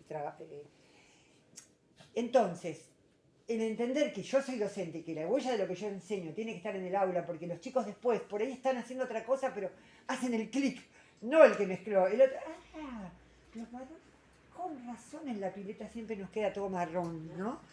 Porque hay nenes que no, hay chicos que se dan cuenta, porque cuando el papá hace la torta de chocolinas, viste, ya se dieron cuenta, pero hay otros que no son observadores. Entonces, a una selección de imágenes donde sea visible, siempre pongo artistas argentinos. Si salgo a ver el otoño, ya estamos por la primavera, miro los colores, pero después enseño a formar y a usarlos, ¿no? Tanto figurativas o no, donde sea visible el problema de conocimiento que estoy enseñando, ¿no? Una selección, por ejemplo, este es un proyecto de árboles de Entre Ríos que está en internet. Los árboles que vemos y los que podemos crear. Entonces están distintos tipos de árboles, ¿no? Y cada tanto alguna frase de los artistas, que si quiero pinto, lo que dice la frase de Matilde, si quiero pinto con el color que tengo ganas, ¿no? Porque hay una discusión el otro día que Mariela decía que un chico mirando una obra de Fader, no puede ser un árbol azul. Bueno, puede ser, pero ¿quién dijo que hay que pintar el árbol como es? Si lo quiero pintar azul, y si lo pinto como se ve, y si termina en una conversación filosófica. ¿Cómo se ven las cosas? ¿Cómo se ven las montañas de lejos? Hay que pintar lo que se ve, no lo que imagino, lo que quiero. Es mucho más importante eso, ¿no? Entonces, siempre vamos de la experimentación a la reflexión. Sin reflexión, faltaría el coso del córtex, no sé cómo explicaba ahí Vygotsky, que se te hace la sinapsis, no sé. Para todos, la reflexión siempre. De ahí se va a formar el concepto. Cuando el concepto te queda ya es tuyo, nada más. Y ahí lo puedo usar para mi propia producción o la producción colectiva. Y eso lleva tiempo y no tengo ningún apuro. Porque desde el nivel inicial a la escuela secundaria se enseñan los mismos contenidos, solo más profundo. Se enseña a pintar, a modelar, a construir. La secuencia tiene momentos de exploración focalizada en un contenido. Ay, cómo les gusta la parte de las letras. Yo esto lo empecé. Antes no componía letras, pero vi que los docentes, la parte que les interesa. Continuidad. Reflexión solo lo explorado. Si no hay reflexión y hay consignas, ¿no? Si probé herramientas, ¿qué pudiste lograr con esa herramienta? ¿Cuál conviene para tal cosa? Porque ahora no es la que toca la suerte loca. ¿Cuál te conviene para el fondo? ¿Cuál te conviene para los detalles? Entonces los chicos ya entienden que en el arte no es lo que quiero, es lo que necesito, ¿no? Hay un principio del arte que es la economía de medios. Todo lo que esté arriba de un escenario y no se vaya a usar en una obra de teatro, estás toda la obra, che, ¿qué va a pasar con el florero? No, molesta, como usted lo dijo. Apreciación de imágenes donde sea visible el problema de conocimiento que se está trabajando. Utilización de lo experimentado en la propia producción. Porque si no hago eso, ¿para qué lo hice? ¿Para qué me diste tantas inyecciones a ver si era alérgica si no me diste la vacuna? Bueno, ahora no se usan más las vacunas. Bueno, se usan magnesio. Entonces, los chicos tienen que ver que todo eso que fueron aprendiendo lo pueden usar, elegir el pincel que quieran, el soporte que quieran, formar colores cuando necesitan. Y, ay, no, pero era témpera, pero yo le quiero pegar un papel de color, pegale, ya te enseñé a hacer collage. Bueno, voy a nombrar rápido esto, dibujar bajo esta frase de otro que me encanta, John Berger. Esta frase pásenla a niños. Él dice, para el artista dibujar es descubrir. El acto de dibujar fuerza al artista a mirar el objeto que tiene al niño, vamos a decir, a la niña, al niñe, a diseccionarlo y a volverlo a hundir en su imaginación. Si dibuja de memoria, esto es re Vygotsky, lo fuerza a ahondar en ella para encontrar el contenido de su propio almacén de observaciones pasadas. O sea, si yo no los nutro, poco imaginativos van a ser. En la enseñanza del dibujo, su lugar común, decir lo fundamental reside en el proceso específico de mirar. Me acuerdo una vez una conferencia de María Juana Heras Velasco, una escultora geométrica, y decía, yo era estudiante, lo esencial es mirar, decía. Entonces, bueno, en el dibujo, claro que va a haber línea, va a haber textura visual, va a haber todo eso. Pero lo más importante es esto que dice John Berger. Y es así. El dibujo es tan fundamental para la energía que nos hace humanos como el canto y la danza. Y hasta la persona que dice que no me gusta dibujar, cuando te tiene que explicar que tienes que ir a un lugar raro, te hace un planito. Y cuando él tiene que explicar al hijo que no es lo mismo un entero que un cuarto, tiene que poner, o dibuja la pizza o pone la pizza arriba de la mesa, ¿no? Es así. Si no hay una imagen mental, bueno, ahora también hay otros conceptos que nos pueden servir, como el de Paul Klee, sacar una línea de paseo, o dibujar y desenrollar una madeja tirando de un hilo, como dice Yuyo, ¿no? Entonces, los retratos dibujados, acá tenemos chicos mirando a partir de la observación y otros no. Entonces, en una secuencia de actividades, acá estos son de la hija de la maestra de acá, hay momentos en los que estaremos enseñando a experimentar para descubrir posibilidades o limitaciones de un determinado material o una herramienta. En otras ocasiones estaremos proponiendo emplear esos conocimientos para expresarse de manera personal. Einer dice, él le pone un nombre que nos vamos a olvidar, ¿no? Pero uno es fácil evaluar. Dice, bueno, los chicos lograron seleccionar la herramienta que necesitan, los chicos lograron hacer varios matices de colores, los chicos lograron hacer texturas visuales en el grabado. Pero cuando yo tengo que después lo usaron en su propia producción, bueno, hay que sacar el gusto personal y ver realmente si los chicos lo utilizaron, porque a nosotros no nos interesa que hagan una maravilla y una obra de arte. Eso necesita también continuidad. Además, ya sabemos, ¿no?, que hay chicos que por ahí le ponen más y otros que quieren ir a jugar al fútbol rápido, ¿no? Pero también depende mucho de cómo enseñamos nosotros. Son dos tipos de actividades diferentes, fuertemente asociadas. Yo no las puedo separar en el tiempo. Si estoy experimentando con tintas transparentes, bueno, superpuse, ahora vengo a usarlas, si no, ¿para qué lo hice, no? Fuertemente asociadas, cada una necesita tiempo para que los chicos construyan conocimientos que les permitan autonomía y, sobre todo, flexibilidad. Porque si no, hay una que dijo la señora que no se pueden mezclar los colores. No, no dije eso. Dije que hay que aprender a conservar puros y aprender a mezclar. Pero es que si estamos compartiendo, pues yo tenía taller, el tarrito, hacerlo en una bandeja aparte, ¿no? Entonces, no, son dos saberes que a mí me permiten la libertad de pintar. Conservar puro cuando quiero y mezclar cuando quiero.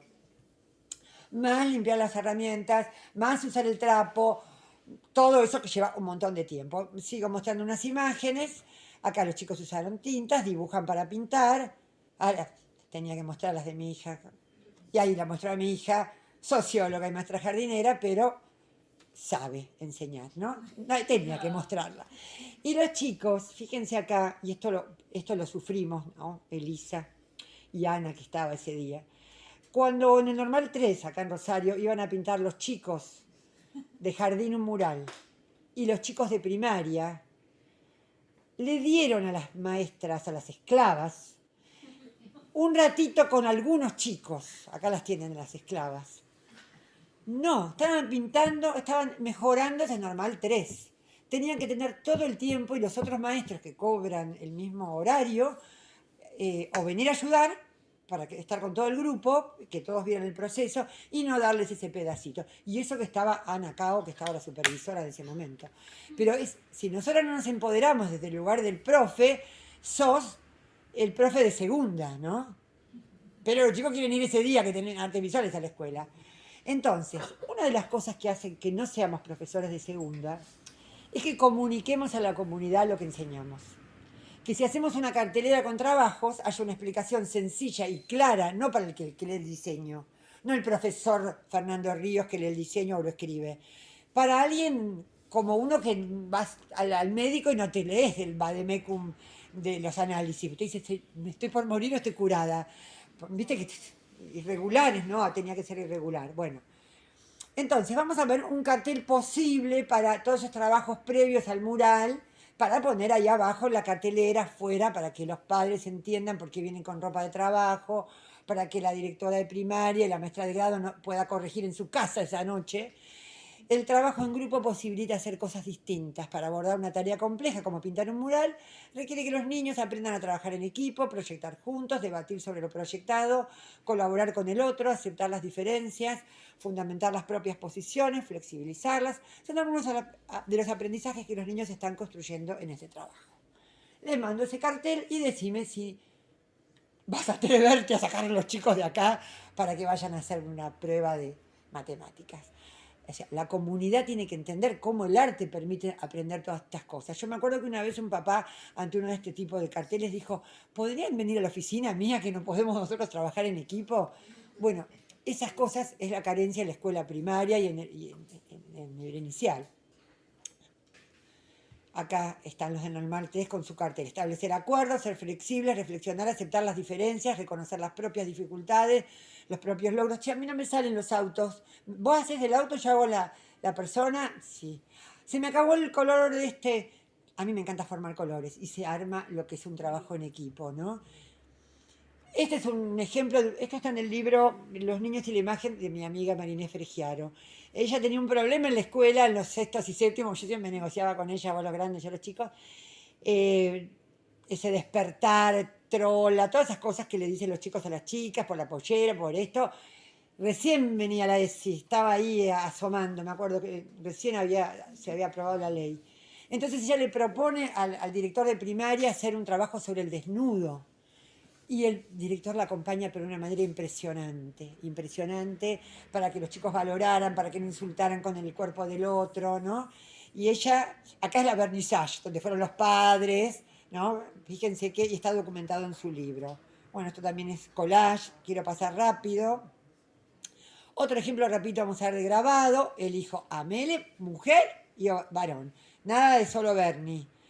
Ahora, ¿cómo muestra el museo? Si el museo muestra en la pared, voy a mostrar en la pared, porque ¿qué me permite? Que los chicos caminen y construyan sentidos entre ellos.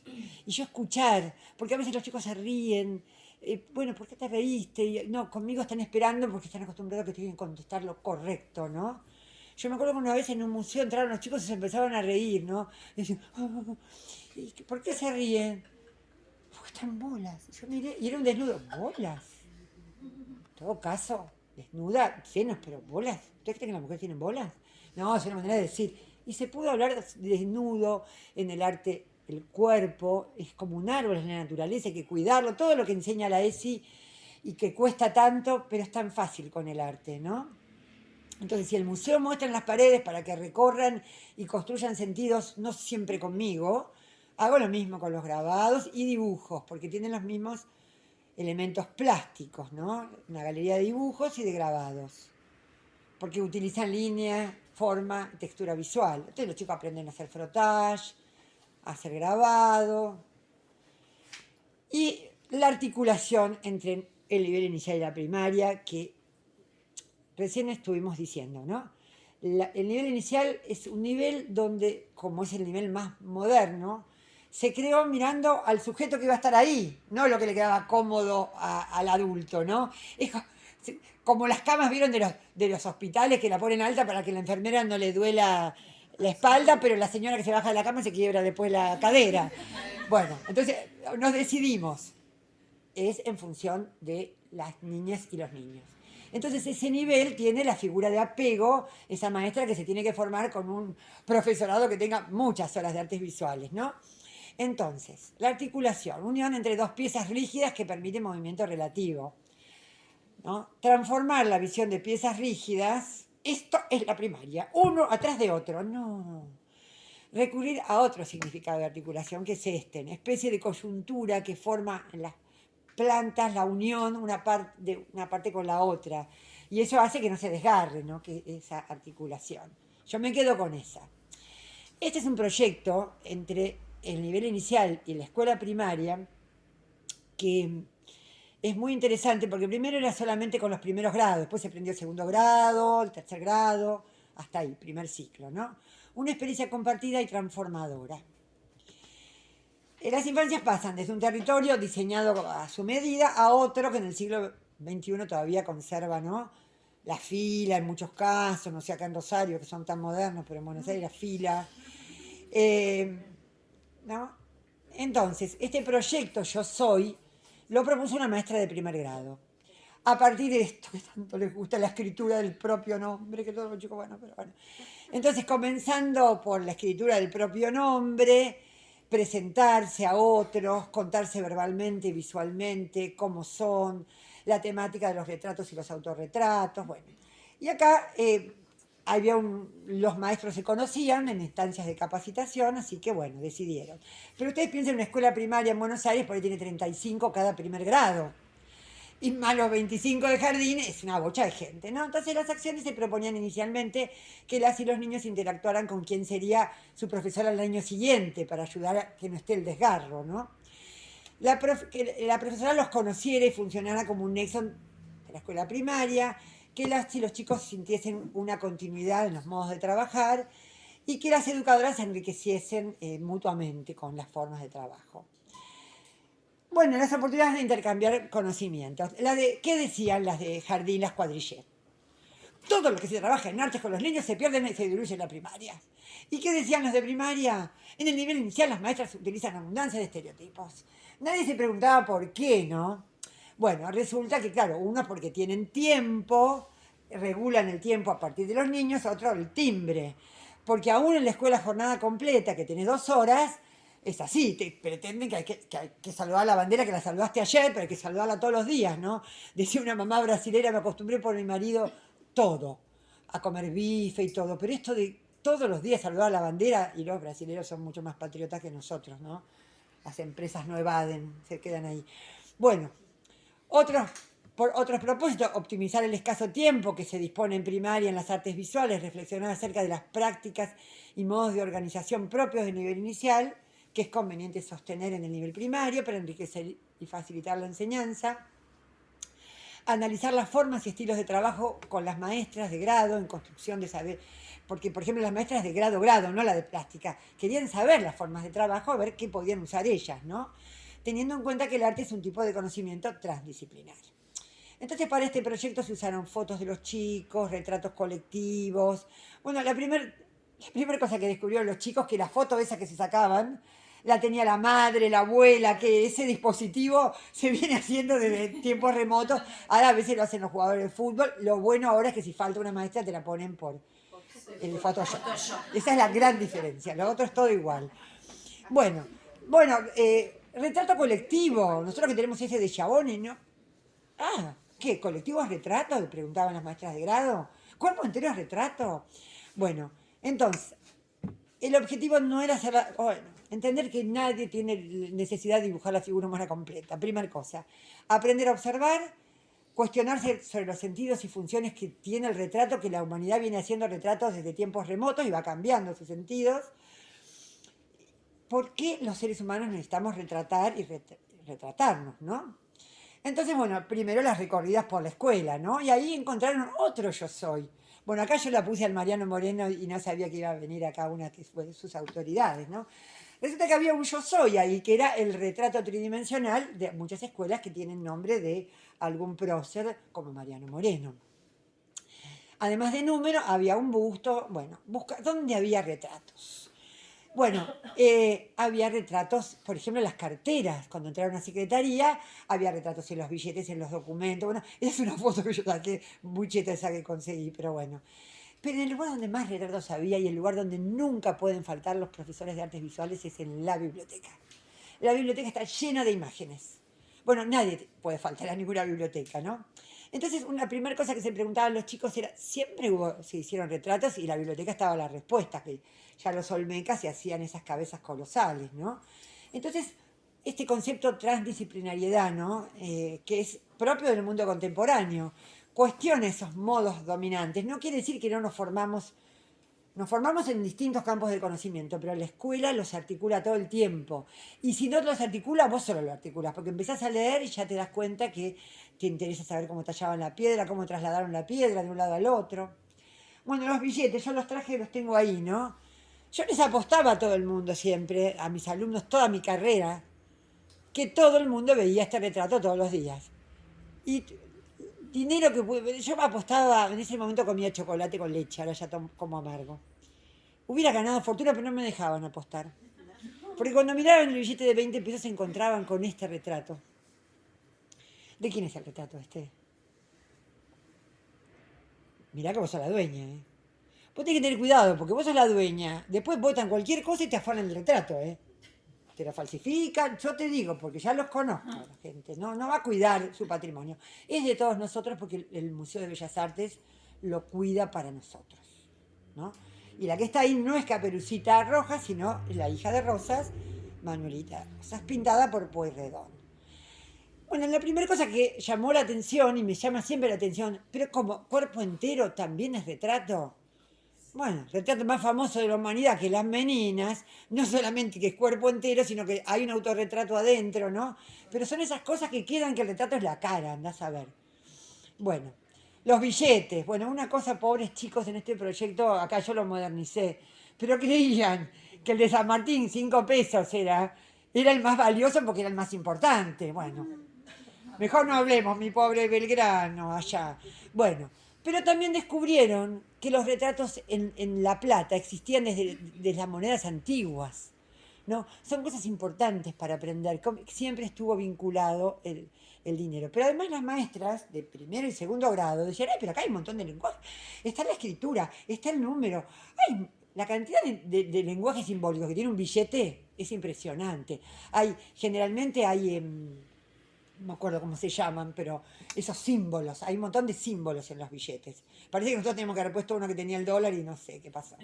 Bueno, y también una cosa que descubrieron los chicos fue que el retrato, la pintura descriptiva de Prioridano Pueyrredón, no era tan descriptiva, porque hay daguerrotipo de Manuelita, y ahí la tienen, ¿no? No era tan descriptiva. Siempre existió el tocarla un poco. Bueno, y los artistas contemporáneos que hacen sus versiones. Esta me acuerdo cuando se la pedí yo para un texto que escribí para Brasil, se la pedí a Alberto Pasolini y me dijo, ¿para qué la querés? Él te daba lo que querías, pero de qué iba a escribir. Y después cuando le mandé el texto decía, no sabía que en las escuelas se aprendía de esa manera, ¿no? Es un artista argentino contemporáneo. Se llama Manuelita y el terror. Y la otra vez tuve la oportunidad de ir al Museo de Bellas Artes. Los chicos que están ahí, chiquititos, están dramatizando la obra, ¿no? Y una nena, dijo la maestra, que casualmente es mi hija, que ella cuando habló del billete, una nena que nunca participa, ese día llevó billete de 20 pesos para mostrar que ella también tenía ese cuadro. Y lo mostró en ese momento. Después llegó la guía del museo y la llevó a ver la pintura francesa y les explicaba las pinturas. Y era piola la guía, pero ella dijo, yo quiero trabajar el arte argentino, pero bueno, entonces hay que hacer una pareja pedagógica con los guías. Entonces retratos, autorretratos, caricaturas, ahí tenemos otra chica que es Rosarina. La función del retrato. Acá hay chicos que preguntaron, ¿por qué hacía retratos Bernie si ya existía fotos? Bueno, porque el retrato en un momento lo hizo para ganarse la vida, otras veces porque tenía ganas. Cada artista... Entonces acá llegamos a lo que dije antes, la pareja pedagógica. Cuando voy al museo, yo le digo al guía, yo estoy trabajando esto, te voy a contar todo lo que saben los chicos, así que yo quiero preguntarles a los chicos. Vos vas a hablar del patrimonio y yo voy a hacer las intervenciones. Porque la guía la tenía en el museo en la mitad. Ay, cuando ustedes hagan retratos, hasta que sacó ella y mostraron el celular los retratos. Ah, pero ustedes son artistas. Bueno, si vine al museo te dije. Pero ¿qué pasa? Los guías trabajan el fin de semana, todo. Tienen como, dice una amiga mía, que son como una maestra suplente. Entonces no saben, no pueden saber todo. Entonces hay que hacer pareja pedagógica. Acá la guía del museo, esa fue alumna mía en Bellas Artes, va articulando. El ambiente alfabetizador con variedad de retratos. Las paredes hablan. No todos terminan juntos, así que tengo que tener revistas, reproducciones. Ahora bien, estamos vísperas de el Día del Maestro, así que teníamos que hacer algo alusivo. Fíjense, estos chicos, ante esta obra artística, se reían de esta familia, ¿no? La mayoría de la gente dice me gusta o no me gusta. La verdad que no es ¿te interesó? ¿Por qué la miraste? No es la función del arte producir cosas bonitas, sino conexiones, ideas. Bueno, vamos a presentar el retrato de la familia de Cirilo Sarmiento, un descendiente de Sarmiento, pintado por el pintor de Sarmiento. Benjamin Franklin Rawson fue el pintor de Sarmiento, era como el publicista de Sarmiento, ¿no? Como el de Rosas era, ¿cómo se llamaba? Bueno, ya no me acuerdo, pero Rosas también tenía, el primer pintor argentino. Bueno, y tenía este boom para ustedes. ¿Lo conocían a Sarmiento con pelo? Ahí lo tienen, por Benjamín Franklin Rawson. Cuando vayan a la ciudad de Buenos Aires, vayan al Museo Histórico Sarmiento y van a ver no solamente esta pintura de Benjamín Franklin Rawson y Sarmiento con pelo, sino el retrato famoso de Sarmiento que lo pintó su nieta, Eugenia Belín. Todo el mundo conoce este retrato, pero qué poco se habló de Eugenia Belín porque era mujer artista, y eso que era la nieta de Sarmiento y tuvo otras oportunidades. Y algo en que también quería mencionar para estas fechas era la hermana de Sarmiento, a Procesa, que era colega nuestro, también era profesora de señoritas, por supuesto. Cuando se escaparon a Chile, se fueron Franklin Rawson, Procesa y Sarmiento. Y hay un cuadro que me encanta de Procesa, es este cuadro del hijo adoptivo de Sarmiento, Domingo Fidel Sarmiento, a los 5 años, como un retrato imaginario. Estos son los nietos de ella. Mujeres artistas siempre tiene que haber, chicos, porque fíjense que acá la mayoría somos mujeres y sin embargo la invisibilidad es notoria. Acá tenemos a Emilia Bortolé, o sea, siempre ponemos alguna, bueno, a mí Raquel Forner, retratos, bueno, acá tenemos Nicola Costantino también, actual, hay Schiavone.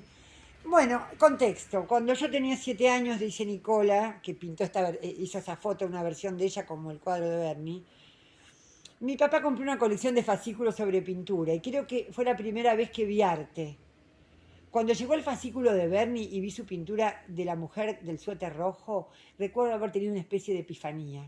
No sabía qué era ser artista, pero yo quería hacer lo que hacía ese señor. Constantino reitera que esa obra le impresionó mucho. Me pasaba horas mirando cómo ese señor había pintado los puntos del suéter. Estas cosas que son de artículos periodísticos, cómo nos ayudan con los chicos a empezar a valorar esto de mirar. ¿Por qué miramos? ¿No? Bueno, ahí tienen la versión de Alonso sobre Berni con todos los cachivaches ahí.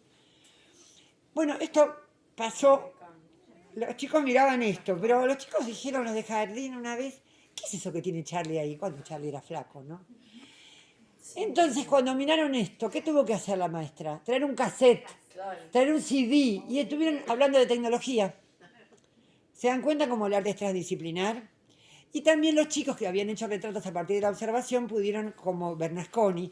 Es muy interesante escuchar a Bernasconi cuando él dice, para hacer un retrato, yo leo sobre esa persona y busco objetos que me remitan a esa persona. Y acá los chicos están haciendo retratos efímeros con lo que hay en la sala. Si no hay materiales, con lo que hay en el parque. Quiero llegar rápidamente. Entonces yo soy ya se ampliaba hacia vos sos. ¿Cómo sos? Nosotros somos y ustedes. Y el yo no mostraba ya una identidad cristalizada, sino en constante transformación. Y además tuvo una cosa buenísima. Este fue antiguo, pero hoy este proyecto se podía hacer, porque si algo hace daño hoy a la gente grande, son los emoticones. Y dice Paul Duncan, la imagen digital es un vehículo propicio para estimular expectativas, deseos y sueños de niños y adultos. Ahora son ellos los susceptibles y vulnerables al capitalismo cultural electrónico. Entonces, ¿cómo resistimos a ese disciplinamiento que no solamente lo tiene la educación emocional, que es todo lo contrario de la ESI, ¿no? Que quiere clasificar sentimientos, cuando uno sabe que el sentimiento, igual que en artes visuales, son matices, nunca puedo clasificarlo, por eso sirven las artes. Entonces, bueno, ahí tenemos algunos emoticones propuestos por mí, si quieren, y estos de distintas emociones, y si no, tenemos algunos smile propuestos por mí. Bueno, estos chicos, ustedes saben que en esta escuela, cuando llegó el día de la independencia, se les preguntó a los chicos tanto de primaria como los de inicial, algunas fotos son mejores que otras, ¿qué es la independencia para vos? Y colgaban ahí las escuelas esas cachatores, los papeles, ¿no? 70 de inicial, 70 de primer grado, ir al kiosco, que me den la llave de casa, lo que es la independencia. Y esto es actual, de alguien que tomó ese proyecto. Esto lo voy a pasar rápido porque esto es la perspectiva de la cultura visual, pero quiero ir a algo para cerrar. Este era mi proyecto de formarse como artistas, trabajar como educadores. ¿Cómo construimos a veces la mirada de educador de ese estudiante que se anota acá o en la Universidad de Rosario porque quiere ser artista, pero sabe que va a trabajar de maestro. Y cree que es el trabajo que consiguió. Nosotros tenemos que enseñarle a tener esa pasión por transformar el mundo desde de la educación. Yo una vez les contaba a unos estudiantes de Bellas Artes que cuando una maestra en Entre Ríos le pidió al director de un museo de Gualeguaychú, no me acuerdo dónde era, un museo de grabado, que si podía ir a la escuela, porque dos maestras no habían podido ir el día que tenían que ir. El director del museo se fue con sus propios cuadros a la escuela y armó todo una del tema de los árboles. Claro, imagínense todas las familias, 25 chicos, 25 familias por chicos de cada sala, más chicos de primero, segundo grado, tercero creo que estaban. Nunca había tenido tanto público ese museo. O sea, fíjense lo que es la escuela como difusora de cultura. Nunca va a entrar tanta gente al Museo Castañino como puede entrar a una escuela en 2 años.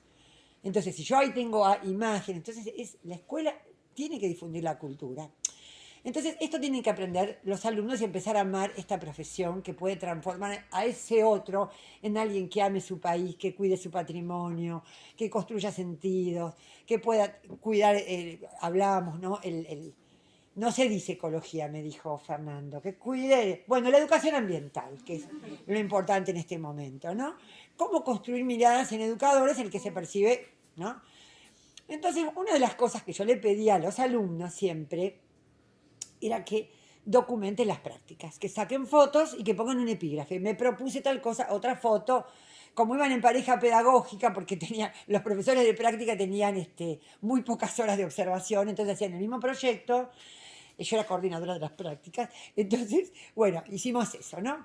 Entonces yo les decía, ustedes sacan foto y epígrafe, como hacen también las maestras jardineras en Buenos Aires, que yo era asesora de las prácticas también, de artes visuales 1 y 2, entonces, que es lo que quisiera que tengan acá en Rosario, en Santa Fe, en el mundo. Entonces los chicos experimentan el equilibrio para que no le pase lo que hablamos. Entonces yo cuando hago el equilibrio me doy cuenta por qué no me sostengo, miro las esculturas y veo que por ahí están apoyando, ¿no? Claro, me fui al Museo Irurtia y veían que los boxeadores, y ahí me di cuenta, porque yo decía, todos chivados los boxeadores, tanto el tiempo agarrados, claro, ya están medio knockout y se agarran del otro, entonces ya tienen 4 puntos de apoyo, ¿no es cierto? Entonces acá están los estudiantes experimentando eso, entonces cuando después fueron a las prácticas, obvio que lo hicieron, ¿no? Descubriendo los puntos de apoyo, experimentando. Acá había uno que se llama Cuerpo, Saberes, Barro, no sé si lo hicieron hoy, pero experimentaron. Bueno, ¿cómo puedo transformar la arcilla? Miraron los bustos, ahí está el de Irurtia, el otro. Cuando doy la arcilla, que la arcilla también, tiempo con la... Ay, le di 2 veces, se le rompió. No, pero ¿cuántas veces le diste lápiz negro? ¿Cuántas veces le diste virome? Continuidad. Bueno, cuando doy un material nuevo, la consigna viene en un libro de conocimiento físico de Camille. Cada vez que doy un material, vamos a ver cómo es, qué puedo hacer con esto. Camille, discipulado, ¿no? Entonces, vamos a ver cómo es, qué puedo hacer con esto, a qué se parece, qué tiene de distinto a la masa, a la plastilina. Y que la plastilina viene los de la tarde, me clavan la uña y esto se empieza a secar. Ah, mira vos. Y cuando se seca, y lo finito se quebró, lo macizo se conserva, lo que pegué se despegué. Necesito tiempo para que eso, porque los chicos no hacen ni como los escultores que hacen el molde, ni como los ceramistas que mandan al horno. Lo dejan ahí. Ven, acá hay uno que hizo a partir del bloque. Ya dijimos que son sujetos de derecho. Ahí tienen la exploración de la arcilla. Siempre privilegiando la modalidad de taller. Esto lo quería sacar, pero no tuve tiempo. Bueno, modelaron a partir del bloque. Fueron al museo y vieron los moldes. Mostraron otra vez todo lo que se aprende. Ven que ahí dice lo que descubrieron los chicos, carteles, ¿no? Algunas escuelas, sobre todo las rurales, pueden... Hay una que conozco que caminó kilómetros con los chicos para que alguien le enseñe a hacer raku. Pero esta es una de Naré, que esa lo hizo ella. Y ahora y vamos a terminar con esto. Mis alumnos de Bellas Artes no hicieron la narrativa visual en PowerPoint como esta, como las de... Hicieron estos libros de artistas que nunca más lo pudimos recuperar y nadie pudo tomar. Pero entonces una vez yo tuve un hecho traumático y hice yo la narrativa visual. Yo les enseñé a hacer una escultura, a transformar diario, un bien bastante escaso ahora, pero van a la capital, y total, por lo que dice ahí adentro, piden y te dan los diarios viejos, lo único que se va a gastar es con cinta. ¿Cómo lo transformo en algo tridimensional? Abollando, enrollando, bueno. Enseñé todo eso, empezaron a hacer esculturas. Entonces, el título de mi narrativa es cómo una escultura de papel realizada en una clase de didáctica de artes visuales se convierte en una obra procesual. Bueno, los chicos trabajaron, ahí miren qué contentos, se sacan la foto con la escultura, tienen otra más, bueno. Pero en la Escuela de Bellas Artes donde yo trabajaba, Manuel Belgrano, tiene las Tres Gracias, tiene al David, tiene todo. Tiene también la Escuela Media de Bellas Artes, a la noche y a la mañana está el terciario y a la tarde la media. La directora de la media dijo, saca entonces un montón de diarios, los chicos la habían puesto junto con las Tres Gracias, para hacer más gracias. Saquen eso, tírenlo a la basura, dijo. Y la tiraron a la basura. Entonces una alumna mía lo contó llorando, esto era los sábados, lo contó llorando. Y yo le saqué la foto con el celular, pero no sé cómo se sacan las fotos. Pero en esa época, que no era como ahora, que sí, nada, WhatsApp, web, nada de eso estamos hablando. Entonces un alumno se lleva el celular y consigue sacar las fotos, la van a ver, están medio amarillas, pero las saca. Entonces esta fue la venganza tipo Hamlet. Acá tenemos las esculturas. Y acá es cuando la chica vio que las tiró al tacho de basuras y que pasó un carro, porque en Barracas esa escuela, la subió al carro con mucho cuidado el señor, ahí lo ven atrás, las dos esculturas. Y la felicidad del niño abrazado por la escultura, ¿no? Bueno, entonces como yo sí hice la narrativa visual, les pregunto a los chicos, bueno, a ver qué pueden reflexionar de esta narrativa. Y entonces ellos dicen, la casera pudo ver la escultura porque la acomodó en el tacho de basura y la puso de una manera que el que vino tampoco la tiró como papel. Y también nuestro esfuerzo, aunque para la directora del secundario solo era un montón de basura. Otro dijo, su rígido academicismo no tolera otras formas expresivas ni cuestionamientos a esa enseñanza individualista, porque esto se había hecho en grupo. Y ahí era todo, carpeta. Sobre todo en el secundario, que es muy... Entonces yo les pregunto, ¿hubiese sido mejor conservar la obra hasta su deterioro como un objeto efímero? ¿Qué mirada sobre arte, sobre las prácticas artísticas, sobre las prácticas de enseñanza se hacen visibles en este relato? Obvio que tenían que contestar todo eso, ¿no? ¿Qué nuevos significados le otorgan estos otros actores en ese contexto de exhibición, que es el carro, que se iba, ¿no?, de Barracas a... y de contexto de exhibición y circulación, porque acuérdense que el del carro va a ir por todo el barrio, ¿no? ¿Qué impacto habrá tenido en quienes vieron pasar el carro devenido en performance, ¿no? ¿Y qué nueva deriva va a tener ahora en esta narración que yo hago en este contexto, ¿no?, que estamos compartiendo? Así que, bueno, muchas gracias. Voy a terminar con la frase de uno de mis ídolos, de Joseph Boy, ser maestro es mi mejor obra de arte. Muchas gracias y hasta la próxima. Me aplauden. Dice siempre lo mismo.